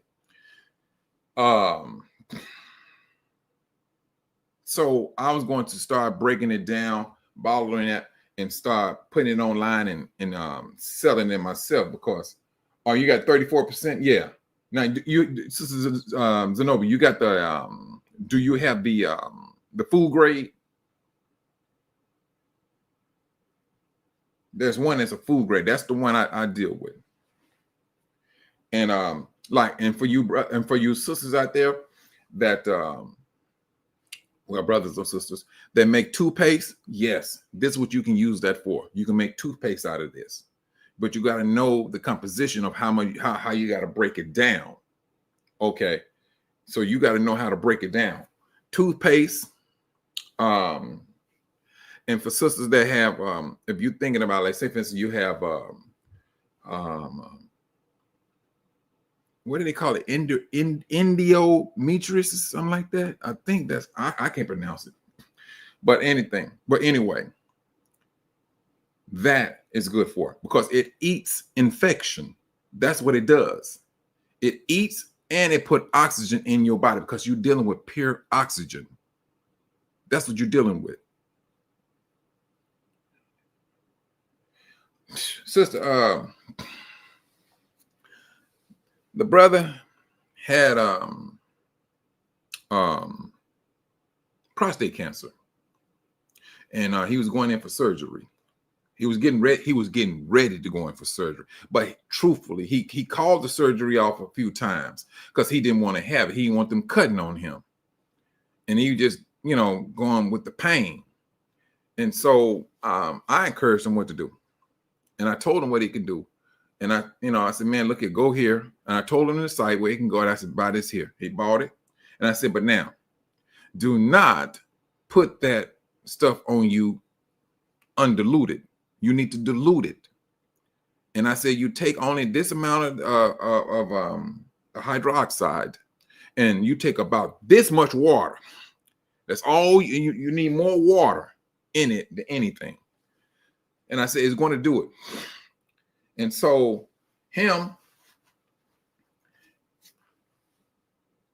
he pours some of the hydroxide all on him, on his penis and testicles. Yeah, and I told I said, yeah, it's going to warm up and everything. It warmed up all right. Yeah, it warmed up, and but it was undiluted, And I told him, but he burnt himself, and it took about a week and a half for him to heal up. It did, but the fact that he used it and it got into his pores, he didn't have to have that surgery. He didn't have to have that surgery any longer because it got in there and it did what it did. That's what it did. Now, and that's what it's supposed to do. It went in and it started eating that infection. And that's what happened. Now, matter of fact, when I was in Sister Kathy, it's let me just do it this way, sister. I'm gonna put it in a wait a minute, what is this? All right, hold on. I'm gonna do it this way. Hydro.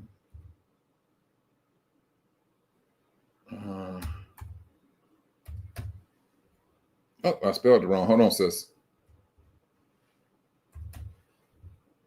I mean, hold on. What's wrong with this thing, man?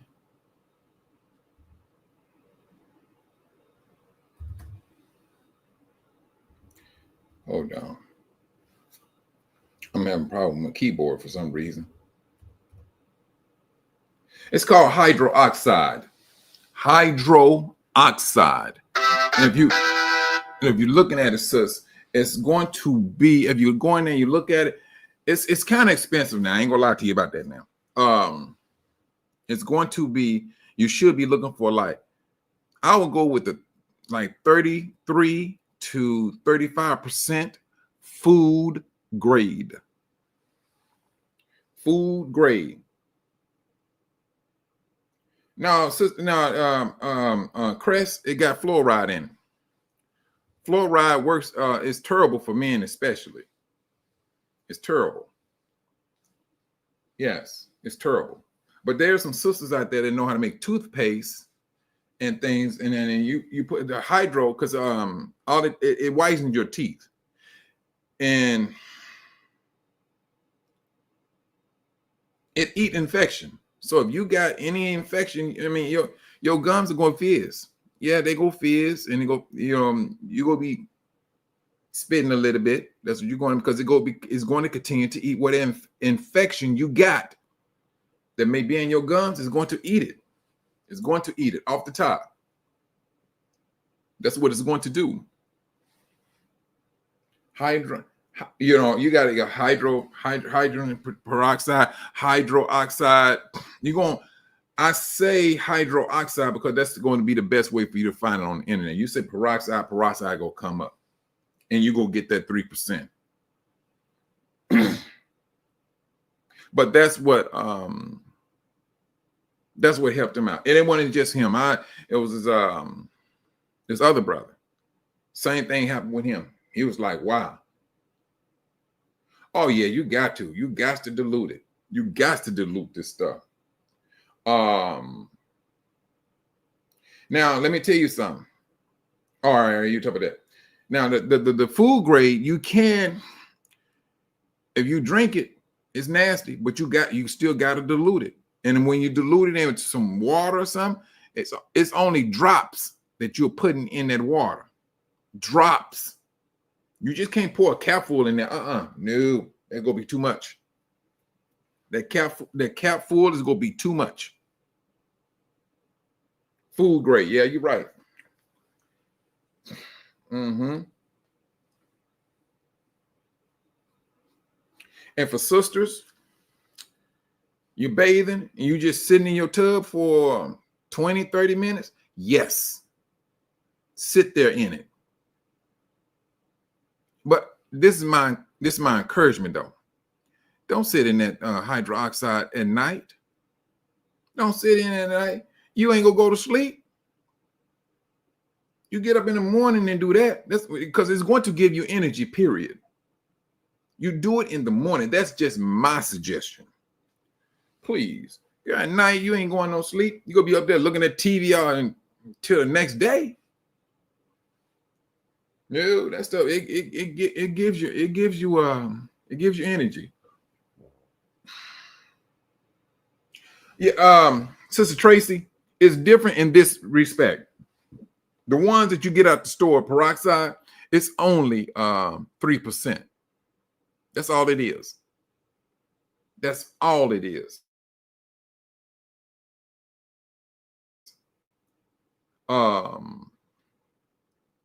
It's the same thing. Only thing about it is that's 3%. So 3%, and the rest of that peroxide is water. It's only 3%. Now think about this, sis. Think about this, Sister Tracy. I'm taking only 3% of my. I got like, how many I got here? I got 4 gallons of that stuff. If I really want to do it what the market is doing, 3%, all I got to do is take 3% of that out of the bottle and pour it into a big bottle of water in this 3% peroxide. Yeah. But now you put it on you put that 3% on a cut or so, yeah, it's going to fizz up. It's still strong. For a cut. For a cut, yeah, it's going to clean it up or whatever. Now, just think about if you had a little bit stronger than that.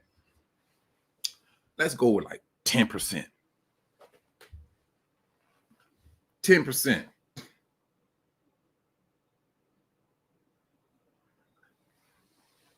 Brothers, and don't take my word for this. Google it. These doctors saying a body that is fully oxidized, a disease cannot live in it. They said it's difficult for a disease to live in a body that is full of oxygen. Hydroxide is oxygen.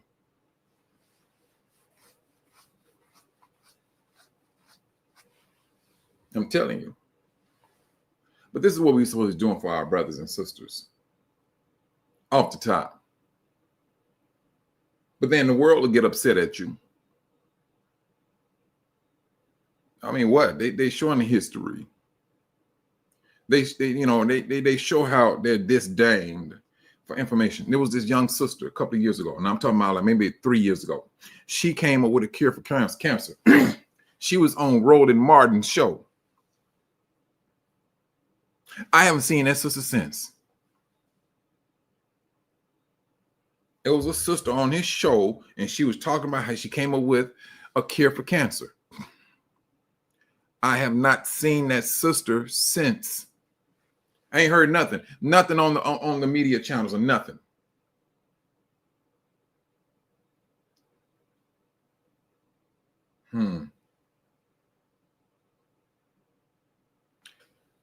Whoo, brothers.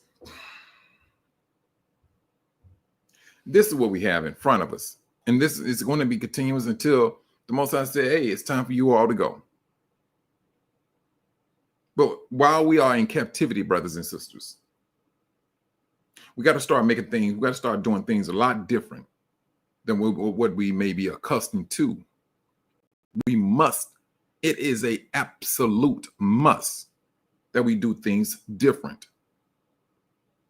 We're seeing the world has told on itself, and we have a thing in our spirit that, hey, this food is not good. The world came out and said, hey, this chemicals in this food. We already had that. We had that spirit in us that something wasn't right. I tell you, brothers, we have some things that we need to do. Sister Kathy, Sister Tracy. Hold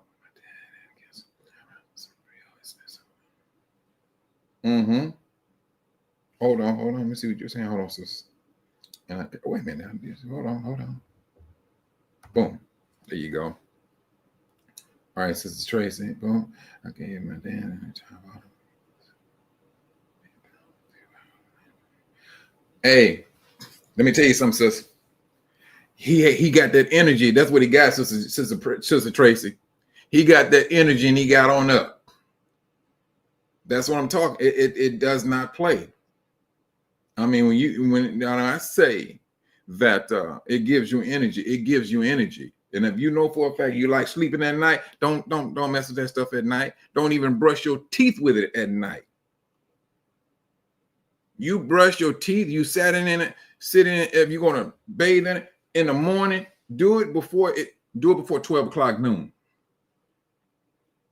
And unless you're a city worker, you're working out in the sun, all right, yeah, you'll burn that up. You will burn that up. But I tell you, and see, brothers and sisters, this is it. For those brothers and sisters out there that know how to make soap, they can take the stuff here and add it to the soap. So this is the information. This is the information we need. This is what we need amongst ourselves.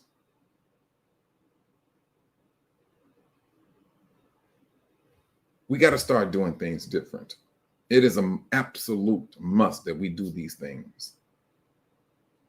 The Most High has given us the knowledge as to what we need to do, and let us do it. No, sister, Sister Linda. Nope, I have not seen that sister. I have not seen that sister. And I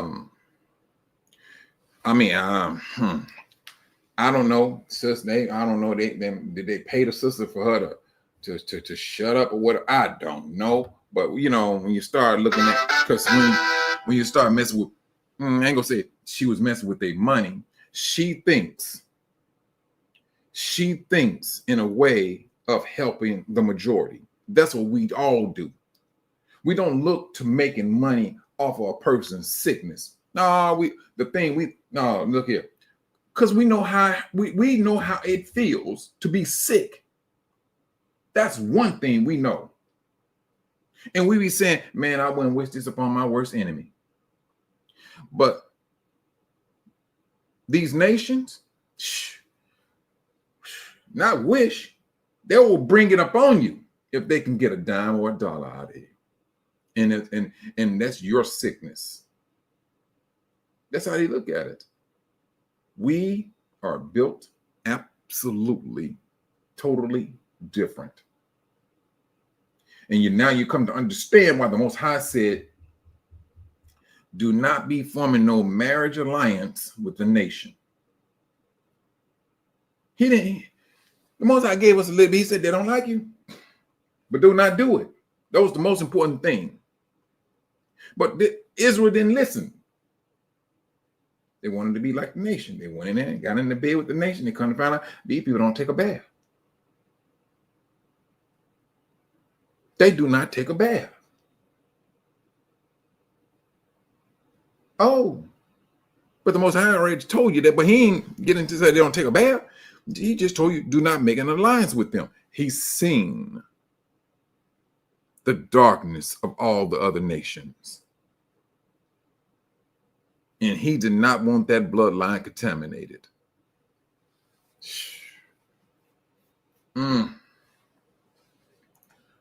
I tell you,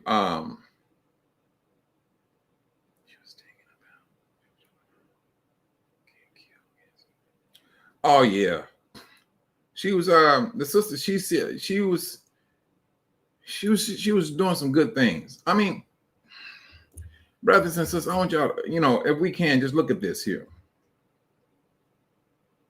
You got a brother, you got some brothers. Well, I'm gonna go with the brother in Africa, Matthew.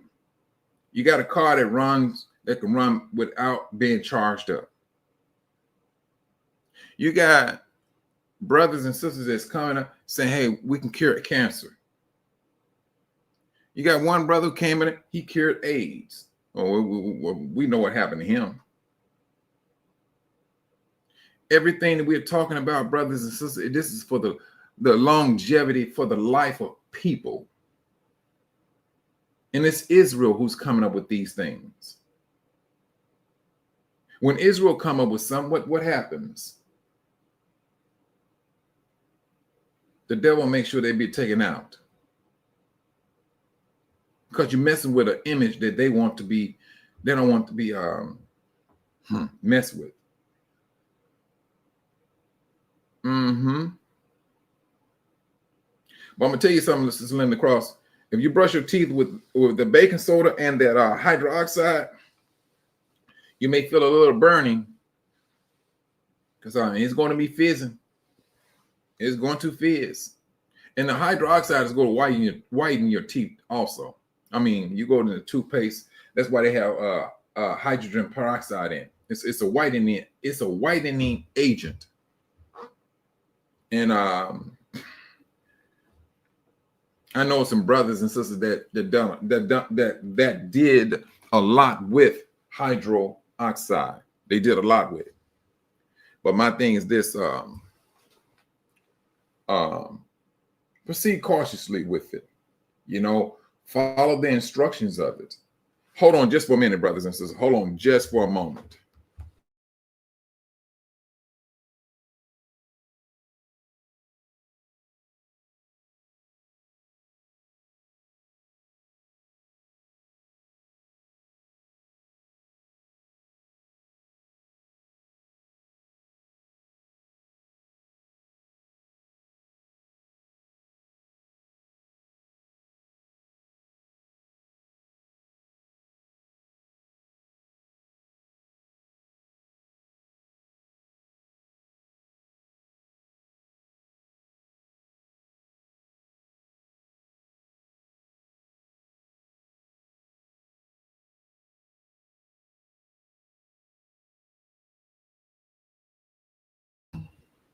Oh, I'm sorry, I'm back.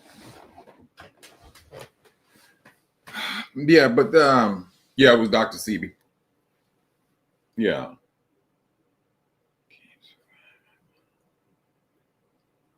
Now,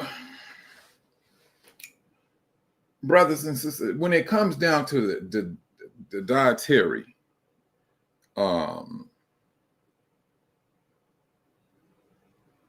well, I'm gonna say dietary. When it comes down to taking care of ourselves, it's easier said than done across the board. But I would say start off small. Do a small change in your life. And I'll go with fasting or something of that nature. Fasting. Because especially like your blood pressure, if you have uncontrollable high blood pressure, yes, fasting. You test your blood pressure, you get up in the morning, drink you some water, move on about your business. In the middle of the day, test your blood pressure. you're going to notice that your blood pressure will go down a little bit. You're going to notice that it went down a little bit. And by that evening, if you still haven't eaten anything and all you're doing is drinking water, because all you're doing when you're drinking that water, brothers and sisters, whatever salt is in your system or whatever is in your system and you're drinking water, it's going to come, you're going to urinate it out. You're going to urinate it out. And when you're doing that and you're not taking in any food, because, you know, you're going to the restaurants, you know, all the restaurant food is full of salt. Your blood pressure is going to go down for that whole day. It can't go up. Oh yes, it whitens your teeth. Hydro oxide is used for a lot of things. Even when the instruction said, if you plan on using it for some other things like a cleanser, it needs to be up under some type of physician direction. You know, like people that want to do what do they call it? Like a colon cleansing. Nah, yeah, because I can only imagine if some brothers and sisters got a hold to that. No, you need somebody. Yeah, you need somebody that know what they're doing. Know how to administer that and things of that nature. Because that's something you don't want to. You don't want to do that up on your own, because you'll find yourself stuck in the house all day long. You will not be able to leave that house. You will not be able to leave that house. I dealt with some brothers that did that, some sisters that did it. And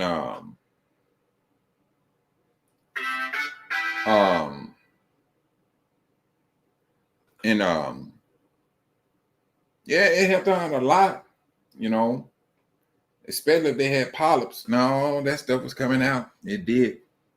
It did. But brothers, I mean, we're some sick people.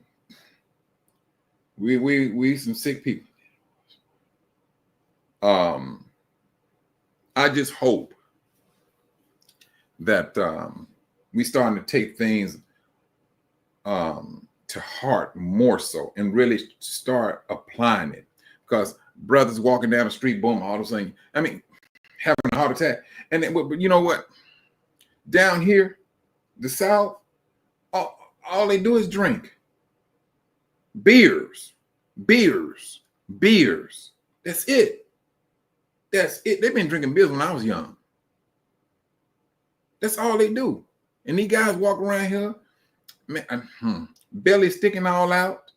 You would think they was pregnant. And I'm like, Dad, gummit, look at all these guys, these big bellies. Beer. And brothers and sisters, you know, and just like Yahushua said, do not be overindulging. He didn't say you couldn't have it, just don't be overindulging. What did who do? Sister Linda Cross. You talking about when it came to the no, it doesn't. No, it doesn't substitute for water. Are you talking about with the like the colon cleansing, Sister Linda? Well, I ain't gonna call it colon cleansing. It was a little bit more than it was more than a colon cleanser. Truthfully, they went in there and did it for another legitimate reason. That's what they went in and did that for. But we do need to be mindful of it. I mean, but shoes. I mean, you're going to have some people that's brothers, sisters. I got to go back into a family. I had a cousin, and she was a severe asthmatic, and the doctors told her, "Look, you need to start smoking cigarettes." And she always, you know, when she have an asthma attack and she have a very, very, very bad one, she got to go to the hospital off the top. And the doctor keeps telling her, "I keep telling you, you got to start smoking." And she always said she go stop. She always said she go stop. I'm gonna stop. I'm serious. I can't keep going through this here. That's all she was saying. That's all she was saying. So she gets out. She says, I'm having a cigarette again. She had a cigarette. But she always claims she gonna stop. Then she had another asthma attack. She had another asthma attack. Guess what her last words was? I'm gonna stop smoking. And it took her out of here too.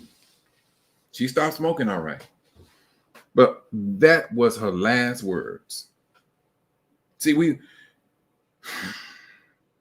let's not wait to the moment when your life is at jeopardy to make these changes. Use your life where you have it to make those changes. You can't do nothing when you dead. You can't do nothing when you dead. Ain't no hoping, no praying. You gone. You out of here. When you have that life, you come into a realization, this is what I need to do. Do it. Do it then. Who told you you got later? Ain't no one ever said you got later. People say, hey, you hear one day and you gone the next. No. You here today and you gone today. That's how it runs now.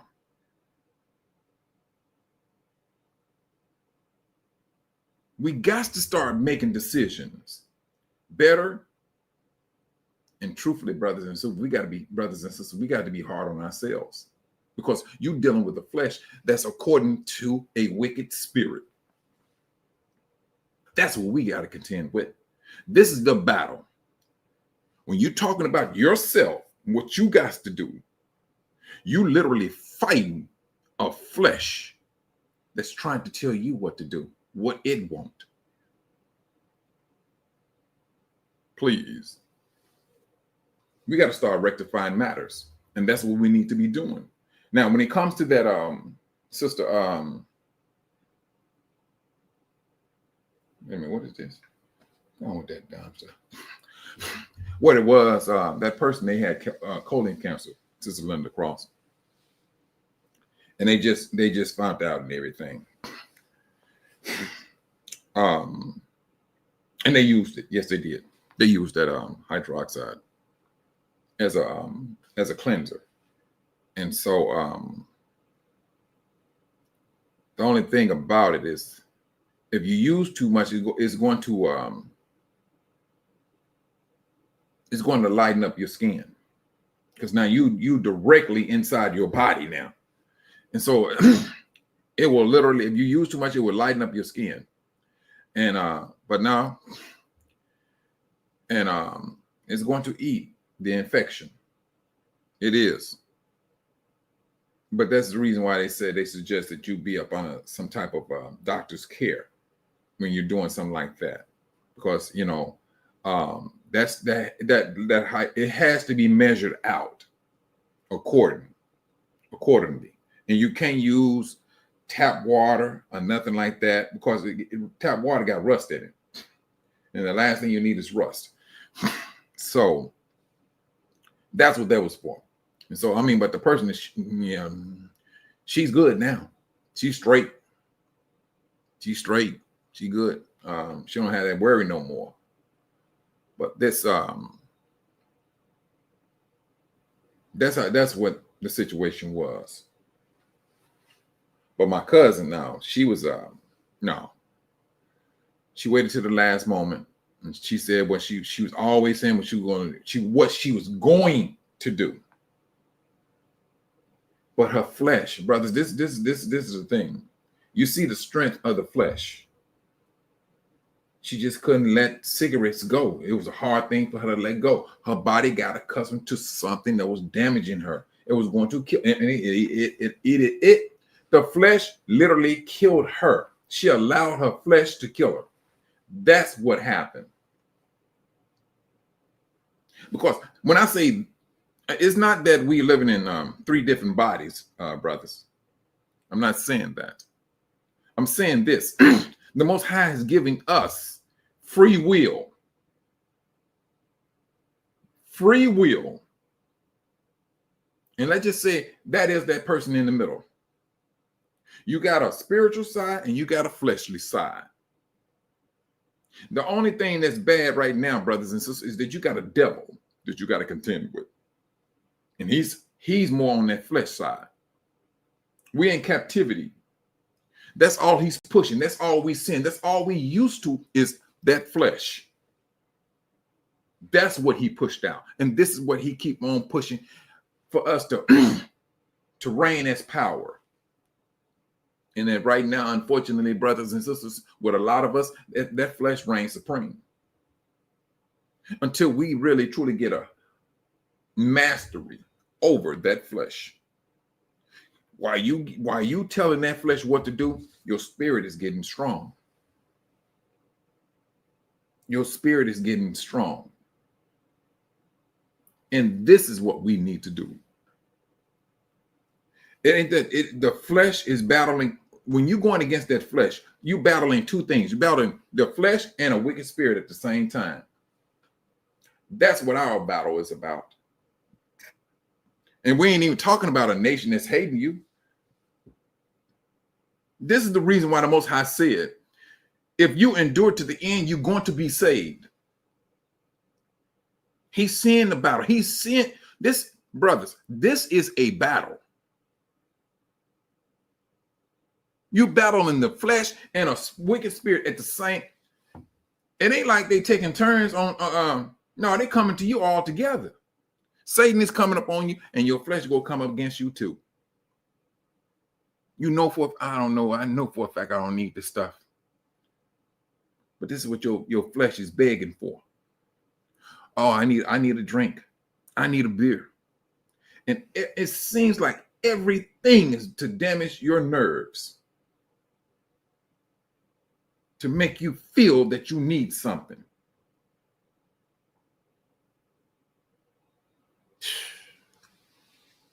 You got to blow. You got to fight over here. You got to fight over there. Brothers and sisters, we should be tired of fighting. I'm going to be straight and frank with you. We should be tired of fighting because we've been fighting. Whew, man, good night. For a long time. And it's going to feel good we get to that one day where we don't have to fight. It's going to be a restful time when you get to that where we don't have to fight. Because right now, this is an absolute battle that we got to contend with. That's what we have. We got sick family members we got to care for. Sick family members. Hey, they so sick, they scared. They want somebody to talk to. They seeing death. They want somebody to talk to. They don't want to die alone.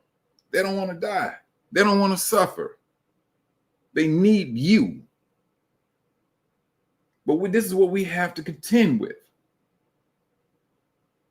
Your mind is looking funny. Your family is nearby falling apart. But you got a family member. Hey, can I talk to you for a moment?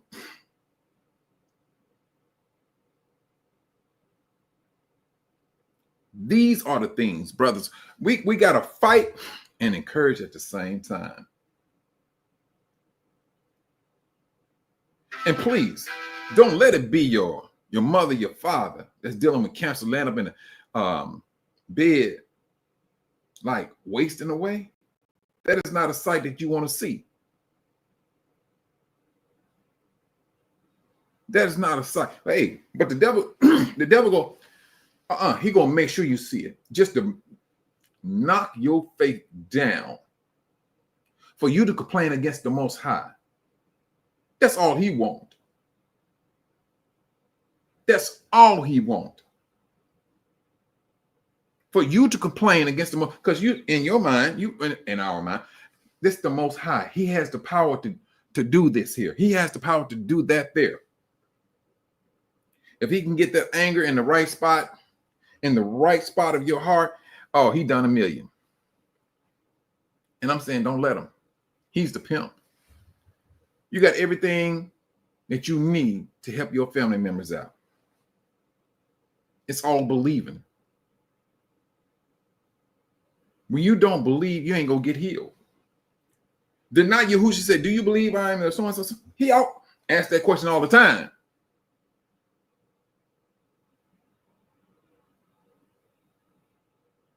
And it's the ones who don't believe who don't live.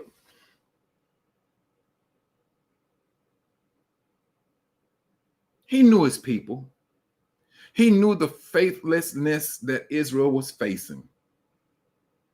What do you think that he knows right down to this very day? Here we are. I ain't gonna say the last of the last of Israel, but we are the Israelites of the last days. That's who we are. The descendants. That's who we are. The people who has a blood that is contaminated. Due to our forefathers' disobedience, you will allow our blood to be contaminated.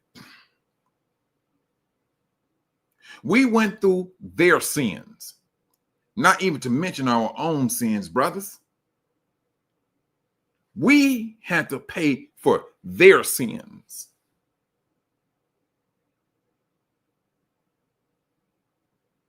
This is what we went through. This is the judgment that we had to go through. Yeah, and we going through it. Our family, they're gonna need us. And no matter how much the arguing, the fights, brothers, at sometimes you got to put that to the side and see what you can do. If peace can be made, peace can be made. If peace cannot be made, brush the dust off your feet and keep it moving. Keep it moving. These last days are not a joke, they real. And this is that time, brothers, you got to pick up your pace, and we got to continue to maintain our pace and maintain our peace at the same time. This is what we need. We got family members, brothers, that are falling. They're falling to the. I ain't gonna say falling. I'm gonna say they're falling asleep in death. And death can have it can knock a family member down. They could be talking about you being Israel, and you may be that only person that they call upon for somebody to talk to, because ain't nobody gonna feel a certain way until they talk to you. The Most High know exactly who they need to go talk to, and he's going to bring them to you. There's going to be a lot of you brothers and sisters that's going to be encouraging your family members, and they may be the main one who's sitting right here talking about you and calling you everything.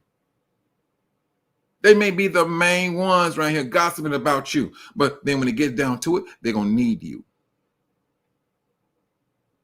The Most High may have me speak to them. You go speak to this person here, the one you talked about. You talk to this person here. That person go pray to me, and that person pray to me. Then I'll heal you. Then they go understand who the Most High is talking to now.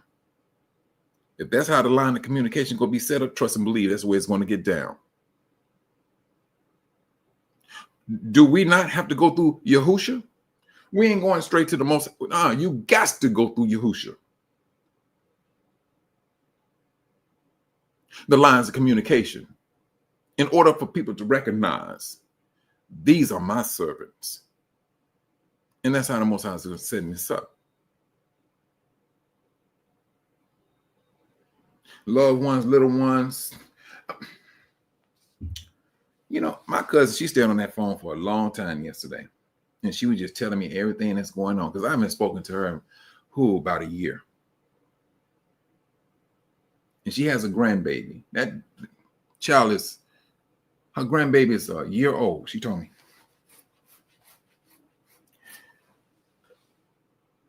The day he came into this world, like a month later, he had 8 surgeries. 8 surgeries. And I was like, Tawana, why 8 surgeries? The baby was born with no lungs.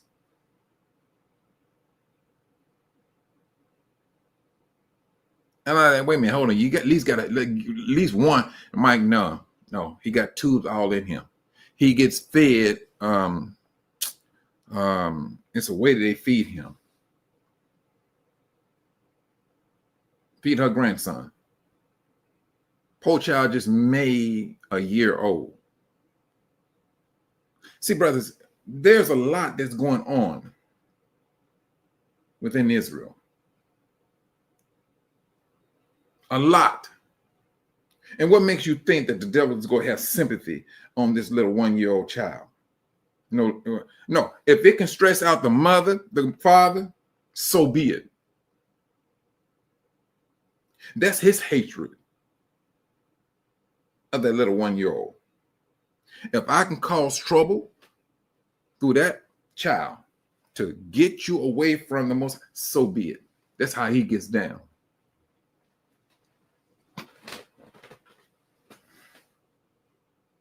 That's him. That's his MO.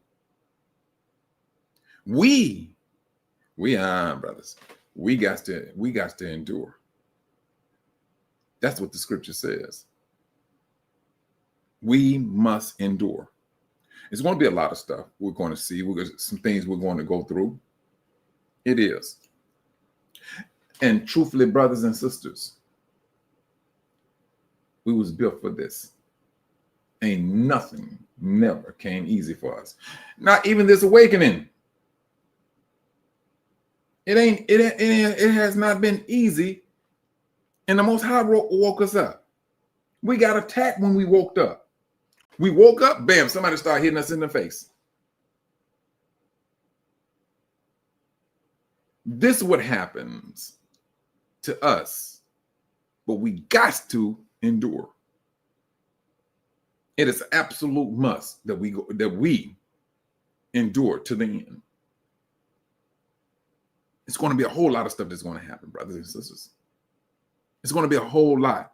And we think we're saying something now. No, brothers.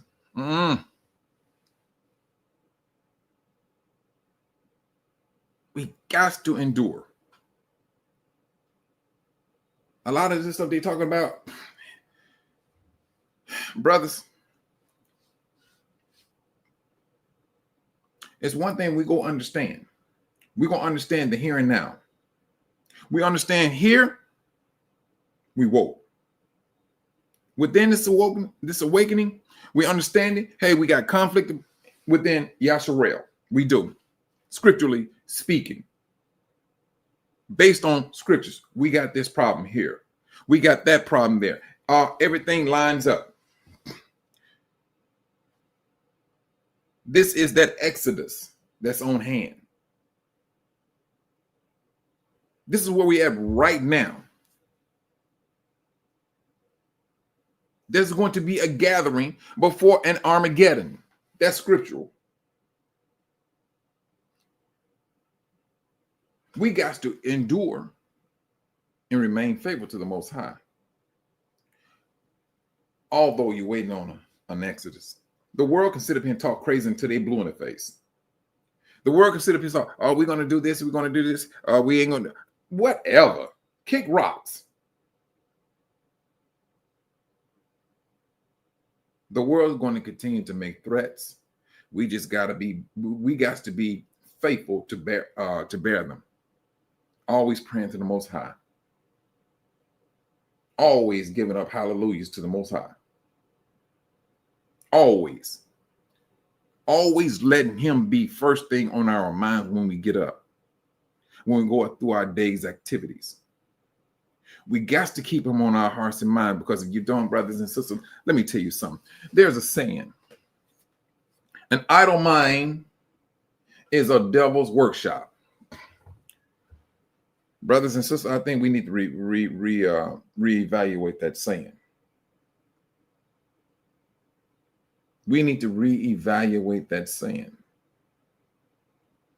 An idle mind is a devil's workshop.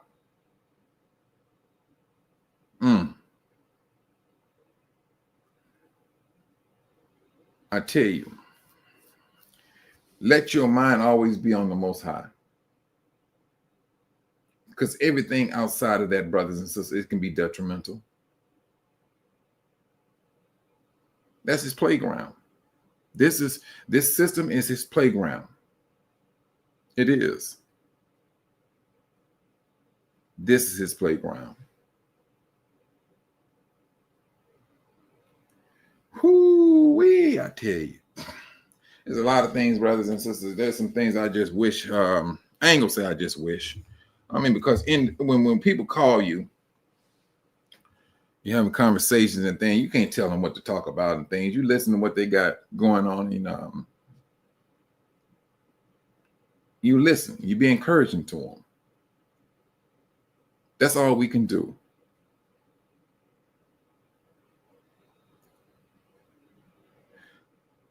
More importantly, brothers, fight to encourage your brothers and sisters. Fight against that flesh and fight against that wicked spirit, because that's going to be, you're going to throw blow for blow. You're going to throw blow for blow, because you got two things you're fighting against.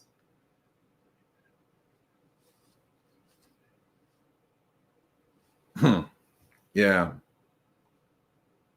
we do.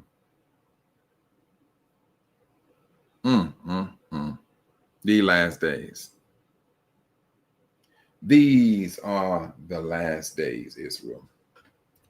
And this is my encouragement, brothers. And I've been hearing, like I said, I've been listening. I've been looking at some brothers channels, and they're talking about these seals.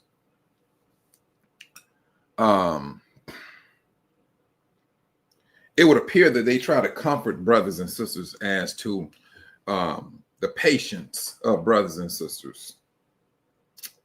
To which I understand to a degree what they're saying. But I tell you this, brothers, I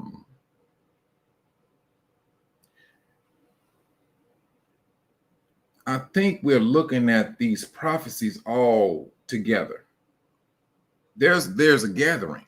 There's a gathering that's going to take place first. It's not, that, from my understanding, from what I'm seeing in the scriptures, it's not going to be an Armageddon and then we come out of captivity. The scriptures don't support that. The scriptures support Yahushua giving the call out to his angels to gather his people and put them back in their land. That's what the scripture says. And truthfully, I think that right now, it's something that we need to be concerning ourselves with. And this here,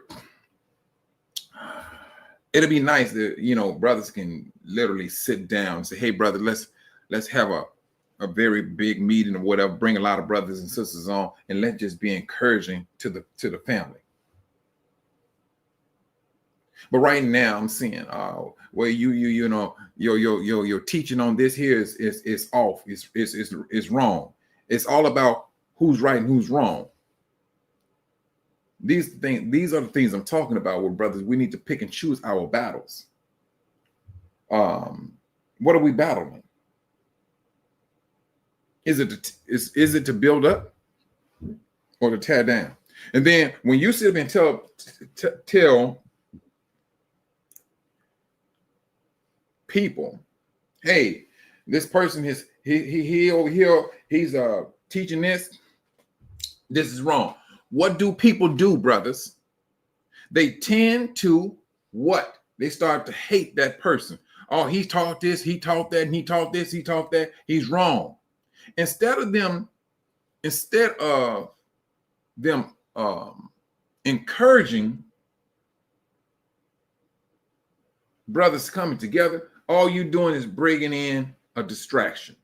And for you brothers and sisters that's doing that, truthfully, the Most High said he's going to deal with you because you're not bringing Israel together. You separating Israel. You bringing in hatred. When that incident with this, Pastor Kelly and Yacoba, no, brothers, yeah, people were going there different ways and people was upset over here and over there. That's contention. We can be held accountable for that. We can be held accountable for those actions. Either you will be encouraging, and if you feel that you're so strong about this biblical teaching and whatever, that people, brothers, it'd probably be best you keep your mouth shut. It's just that simple. If it's not going to encourage the brothers and sisters, leave it alone. If you don't want to find yourself up under judgment, leave it alone. I see brothers want to take the lead, but the leadership is flawed. We can't always just talk about things. We got to be about our business. If you go talk about, hey, I've been called to serve. Serve. You don't tell nobody what to do. You serve. That's what we should be doing. Now, if you don't have that in your mind or your heart and mind, move on out the way. Let other brothers and sisters go ahead and do what they're going to do. Move on out the way. Because this is not a time for somebody to step on a pedestal. The only person that's going to be on the pedestal is going to be the Most High Yah. That's the only one that's going to be on that pedestal. And if you think you'll hop on that pedestal, you're going to get knocked down with the quickness.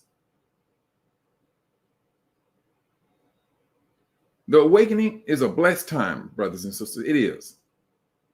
It's all depends on how we use that time. We know how each and every last one of us feel. Brothers, there's this incident that happened back in April. And it made me mad. I ain't gonna lie to you, it did. It made me mad. It did. It pissed me off. That's this brother. He was 30 years old. They say he suicided himself. That's what they said. Truck driver from Chicago in one of these little southern towns. Now, he the second one. That's what the police said he did from their analysis. They're always saying, and there was a little bitty small table.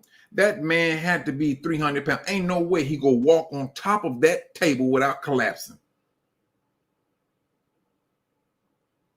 The thing that got me, brothers and sisters, is the fact that that boy looked like my son.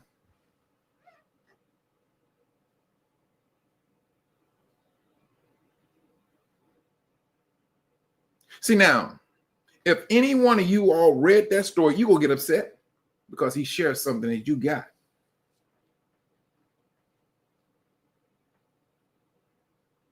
He has something that you got. And his mother was asking questions, but this here, and they go talk about, well, you can't do this here. And it was like, they go arrest her if she went by there and looked at, went inside his room or whatever. I know they lied, Sister Jones. I know they did. They did off the top. But see, if you want to get a people emotional, keep putting that nonsense in front of them. Keep showing, hey, they talk about suicide. Okay. We stand back and we like, nigga, please. It's just that simple. And this is how we getting down. You ain't gonna sit up and tell me that this man committed suicide. But this is what they want you to believe. It's just like the two twins. They suicide themselves because the fireman did it. Are you joking me? See, now it's becoming more often now. This is what they're doing. So now they got the go ahead from their leader. Oh, go ahead and clown with the black people. I'm going to start. What do they call it when they get them up out of jail? Let them out of jail. What is that thing called? I forgot what it's called. Maybe one of y'all know what I'm talking about. But now he's talking about letting a lot of them out of jail. The ones who's talking about kidnapping a Wisconsin governor, they supposed to be getting out of jail. They supposed to be getting out of jail. And the two twins, oh yeah, that pardon. That's it. He's supposed to be pardoning them. His brothers. When I tell you, when the Most High said, when he, whatever is loosed in heaven shall be loosed on the earth.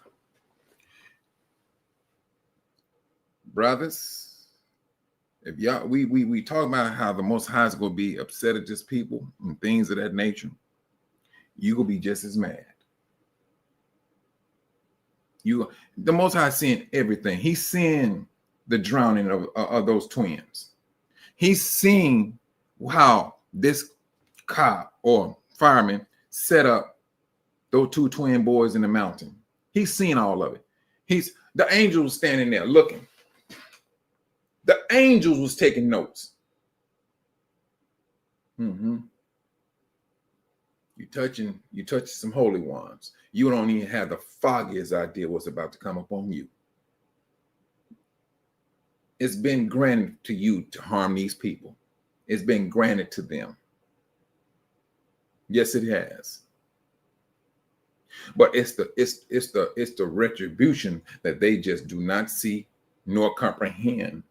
They're not feeling it right now, but they're going to feel it. They're going to feel it, and it's going to go deep. So you just ain't going to kill at will and think you're going to continue to live, that you're not going to suffer. Now you think this stuff is something else. There's something to do. Yeah, I can almost guarantee you this, Sister Kathy.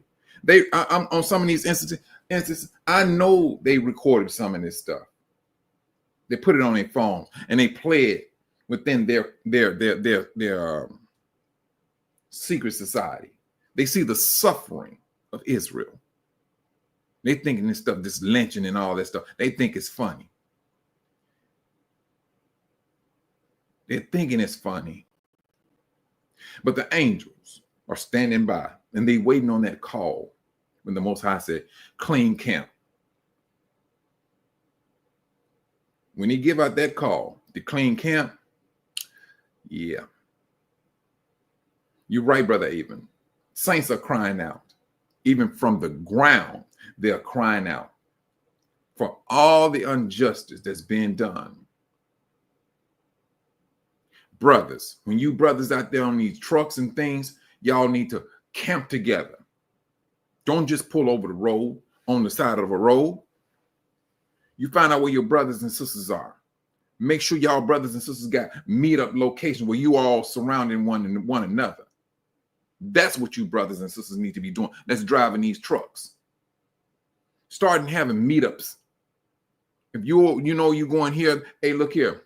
In 4 or 5 hours, I'm gonna be over here. We go, get over here and get some rest, and we can meet up over there. That's what we need to be doing in order to protect one another, because they ain't gonna get the point.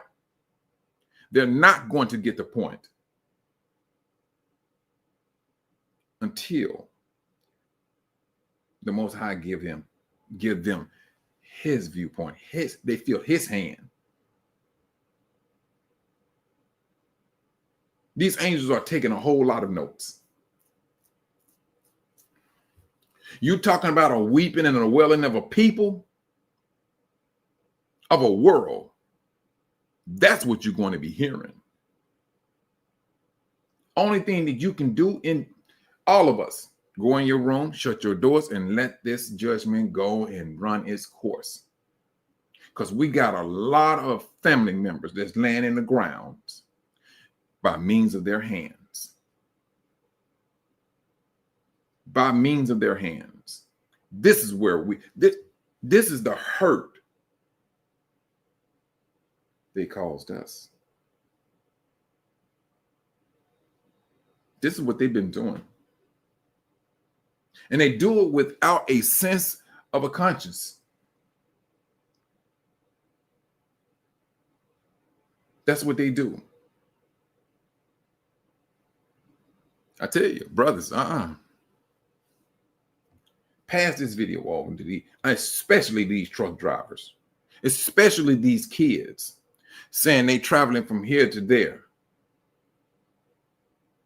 They can't travel like that no more. Look, when I was running these tickets, running these sites, brothers, and it could be me, but I'm just saying this here. Why is the GPS taking me through all these hick towns? I'm going through these hick towns, and I'm like, wait a minute, I know good and well it got to be an expressway I can hop on and keep it moving. Is it the fact that the GPS, when I speak my voice into it to the address, booming, and it detects, hey, it's a black man? I don't know.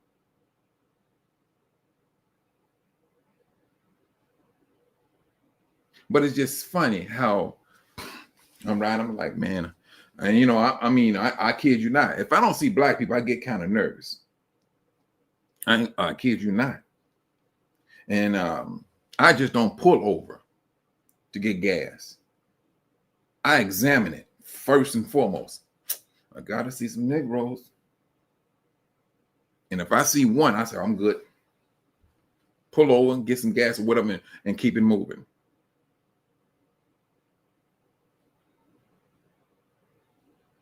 But they go do something one time, too many.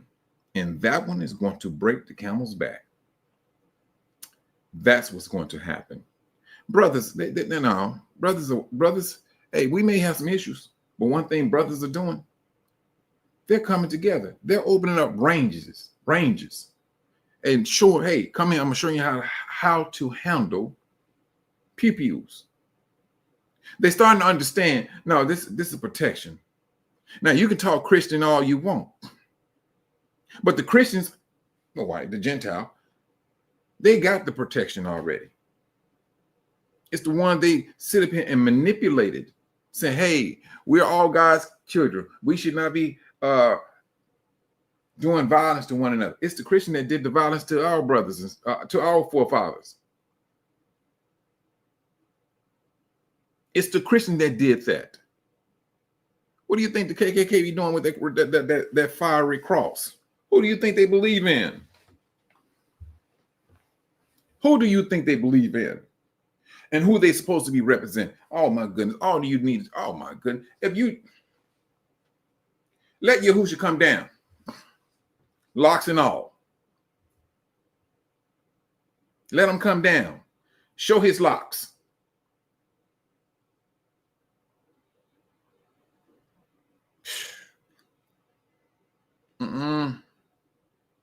If Yahusha came, they would try to have him. They would try to rehang him. Oh, he's a man. He's a Negro. Man, please. But this stuff here, these brothers coming up talking about it was a suicide. No, we're not even trying to entertain that. We're not even trying to entertain that. That sister was so hurt to hear about her son. She was absolutely floored. Hey, but no, this is what the authorities say. Put your feelings on hold. Put your feelings on hold.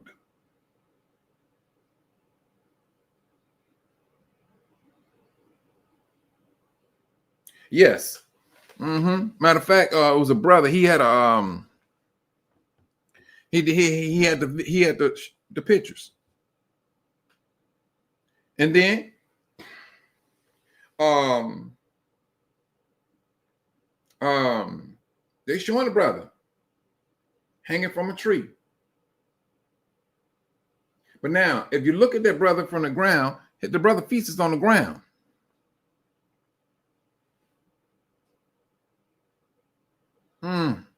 Brothers, I'm serious. This is getting played. These so-called self-deleting situations that they come up with is getting played. Now, our patience. I mean, they messing with black men's patience. See, now you already had one brother who went off on the police. Now, granted, I do not advocate of just going out hitting, just because you see a policeman, you kill the policeman. No, I don't advocate for that. I don't.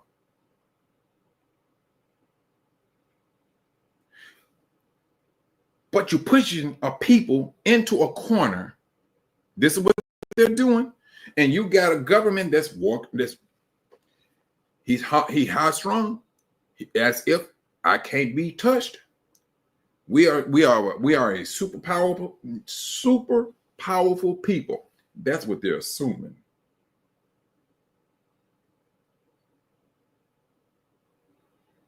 That's what they're assuming.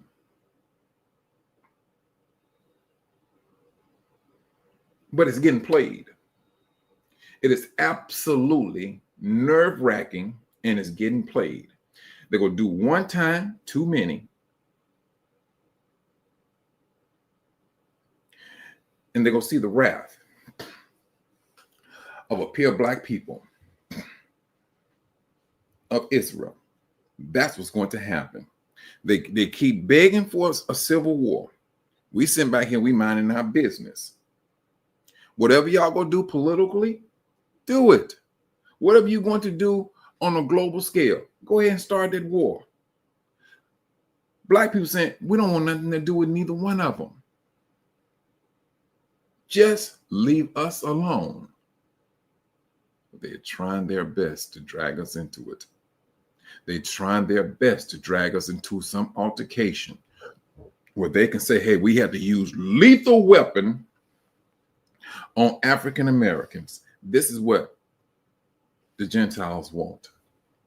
This is what I'm seeing, brothers. And I'm not here to geek nobody up for no war.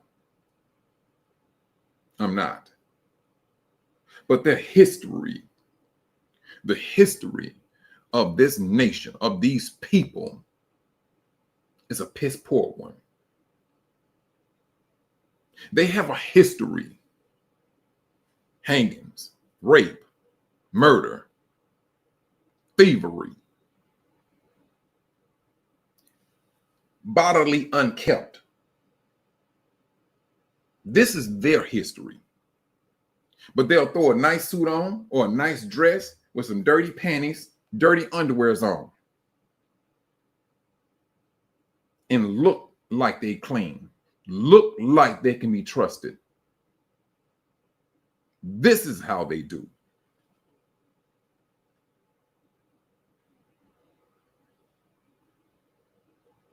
Oh, yeah, off the top, Brother Dave.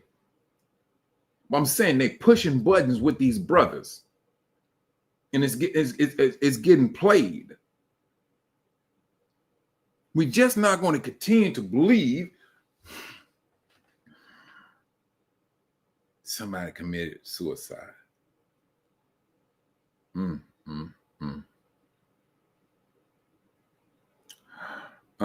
Brothers. This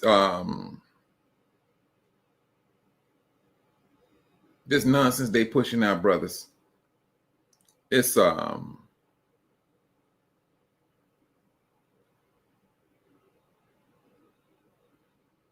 it's just getting played.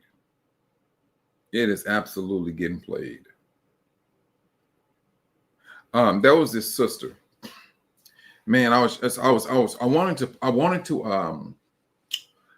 to pull it up. I just got this system, and I got to call this brother, and he go show me how to do it. But this sister, she lit into this like Gentile guy. He prejudiced, type of black people can get away with saying some of everything, and she clapped back, but she did more than clap.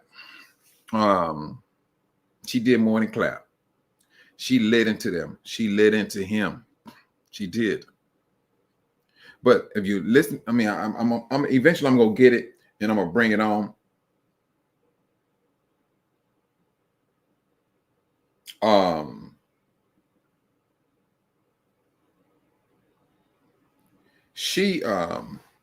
gonna get it. I'm gonna get it. And I'm gonna have to bring it on.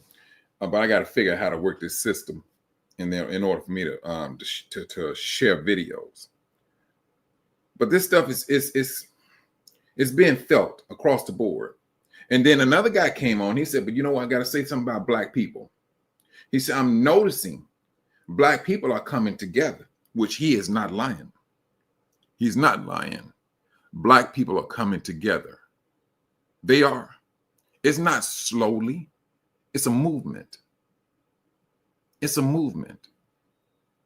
They're seeing, hey, this guy, he did what he did. He got into office, and he got into office based off a lie. All right, boom. And now he reneged on some Negroes. That's what he did. He reneged on some Negroes. They felt it. All right, which they should. Putting your trust in a Gentile. And so now he's showing his hand. All right, he's showing his hand. So now, all right, we're seeing something different. Now we're starting to understand, hey, this is that mindset that we should have had a long time ago. This is what we should have had. You too, Brother Earl. I'm about to shut it down myself, brother. I'm about to shut it down myself. But this is what we come to realize. We are coming together. The thing about it, brothers and sisters, while we're coming together, we need to be working on ourselves on a health-wise. And the more we come together and we're working on our health at the same time, brothers, you're talking about a dual healing at the same time. You're healing your body and you're coming together as brothers. You don't see a black man standing by while a sister is being talked about or being done wrong, even by the police. Negroes pull over. No, I'm over here. I'm just recording. We're going to make sure that this sister or this brother get home safely. No, it ain't the fact that we being nosy. We just know how they get down. And all we're going to do is make sure that that person gets to where they're going to. This stuff is nerve-wracking now. They are understanding. We're seeing their dirt. And all their dirt, not just from a black people, but from the world. They know y'all got a piss poor history as a people. That's what the world recognizing. And the world is speaking up on it. And they're talking about white people. And this is the history that they made. This is the history they're proud of. This is the history where they sat up under trees where they're lynching somebody and taking pictures. They put themselves right there out in front. Hey, if the angel said, you know, I don't know what this person looked like. Oh, here go a picture right here. Boom. They took pictures of themselves. And they was proud at what they did. Alone, standing right next to their kids. What makes you think that the Most High is not taking all of that into consideration?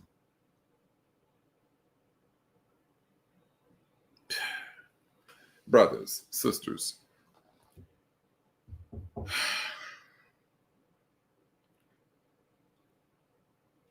Be faithful to the Most High. Continue to be faithful. Maintain your faith.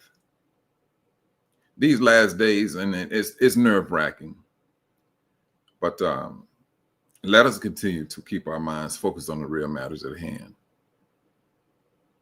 We got to continue to survive. Put ourselves physically in better positions when it comes to our health. Let us do these things because we need them. Brothers and sisters, there's nothing that we can do when we did. Whatever you can do right now, brothers and sisters, be doing it. If you say you're going to fast, go ahead and fight against your flesh. And you got that wicked spirit you're going to have to fight against too. But all the while, you pray to the Most High for that strength to endure, to see you through. That's what we need to do. We gonna have to, we will have to show the Most High that we are totally dependent upon Him. This is not about our strength. This is about His strength. It was Him that woke us up. It was not us. It was Him that woke us up.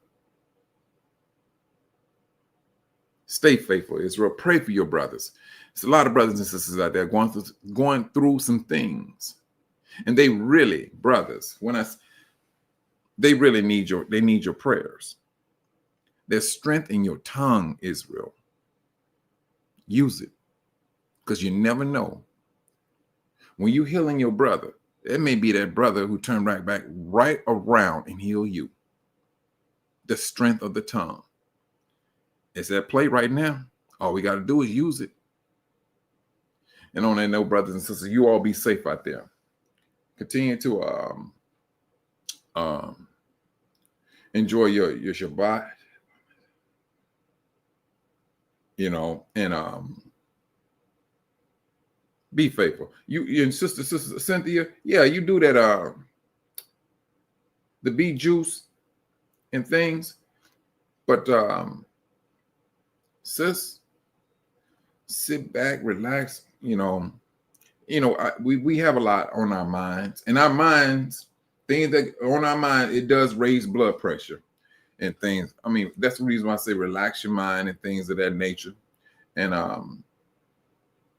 if you go, you do the fast, sister, please monitor your fast, stick to it, and then look at your blood pressure. Then you're gonna understand your strength. Then you're gonna understand it. You're gonna like me. You mean to tell me that's all it took? And that's all it took, sister. All they did was contaminated our bodies, and we know we got to eat and things of that nature. And they know that this stuff sits in our system for so long. And once the stuff starts sitting in your system so long, and it came out, hey, it affects our body, and we are living proof to that. But stick to it, sister. Make it a matter of prayer to the Most High, and you trust and believe, sister. You got my prayers. You have my support. I'm serious. You do that, sister. I'm serious. And brothers and sisters, for you brothers and sisters out there, pray for this, for Sister Cynthia. This is what she wants to do. Because brothers, just like, I'm gonna do this. I'm gonna say this. I'm gonna get out. Just like when people hate you, that's a bad spirit that's coming off, that's in the air, and that spirit is looking for you. That spirit is gonna come upon you. But you got to continue to weigh these spirits off. So now, just take all of this hatred that people put upon you. Take it. Now, reverse that towards Sister Cynthia. If you brothers and sisters, you know what? I like this sister. I love this sister. So I'm going to pray for this sister. Pray for the sister and let those good spirits come upon her to give her the strength to do what she needs to do. And that's across the board for each and every last one of us. Take what they have always used as a negative, and we apply that for the positive. Sister Kathy, you brothers and sisters remember when Sister Kathy was in the hospital, and we was praying, and I got on there and I said, brothers, we all pray for Sister Kathy? Sister Kathy came back and said they was treating her like royalty. They was treating her like royalty in this particular hospital. Don't tell me what can't work, brothers. We know it can work. The thing is, we need to put it in. We need to put it in motion. Put it in motion. We got to come from. I know we're coming from a negative atmosphere. I know we're coming from a negative atmosphere, brothers. They put Sister Kathy on a pedestal. You can call her Queen Kathy. You can call her Queen Kathy. That's what they did. Brothers, praying for your brothers and sisters in time of need, there's strength in it. And then the Most High makes sure that it gets to where it needs to go to. It gets to where it needs to go to. Brother, y'all sing. I'm still working on trying to get him back on. Same with him, brothers. They told me he got diagnosed with cancer or whatever situation. Pray for him too. Put the Most High to the test to show that he's about his people. He tells you, put me to the test, see that I am not good. He's going to let you know how good he is. He loves these people, Israel. Pray for your brothers. Bless your brothers and sisters on a daily basis. This will go across the board.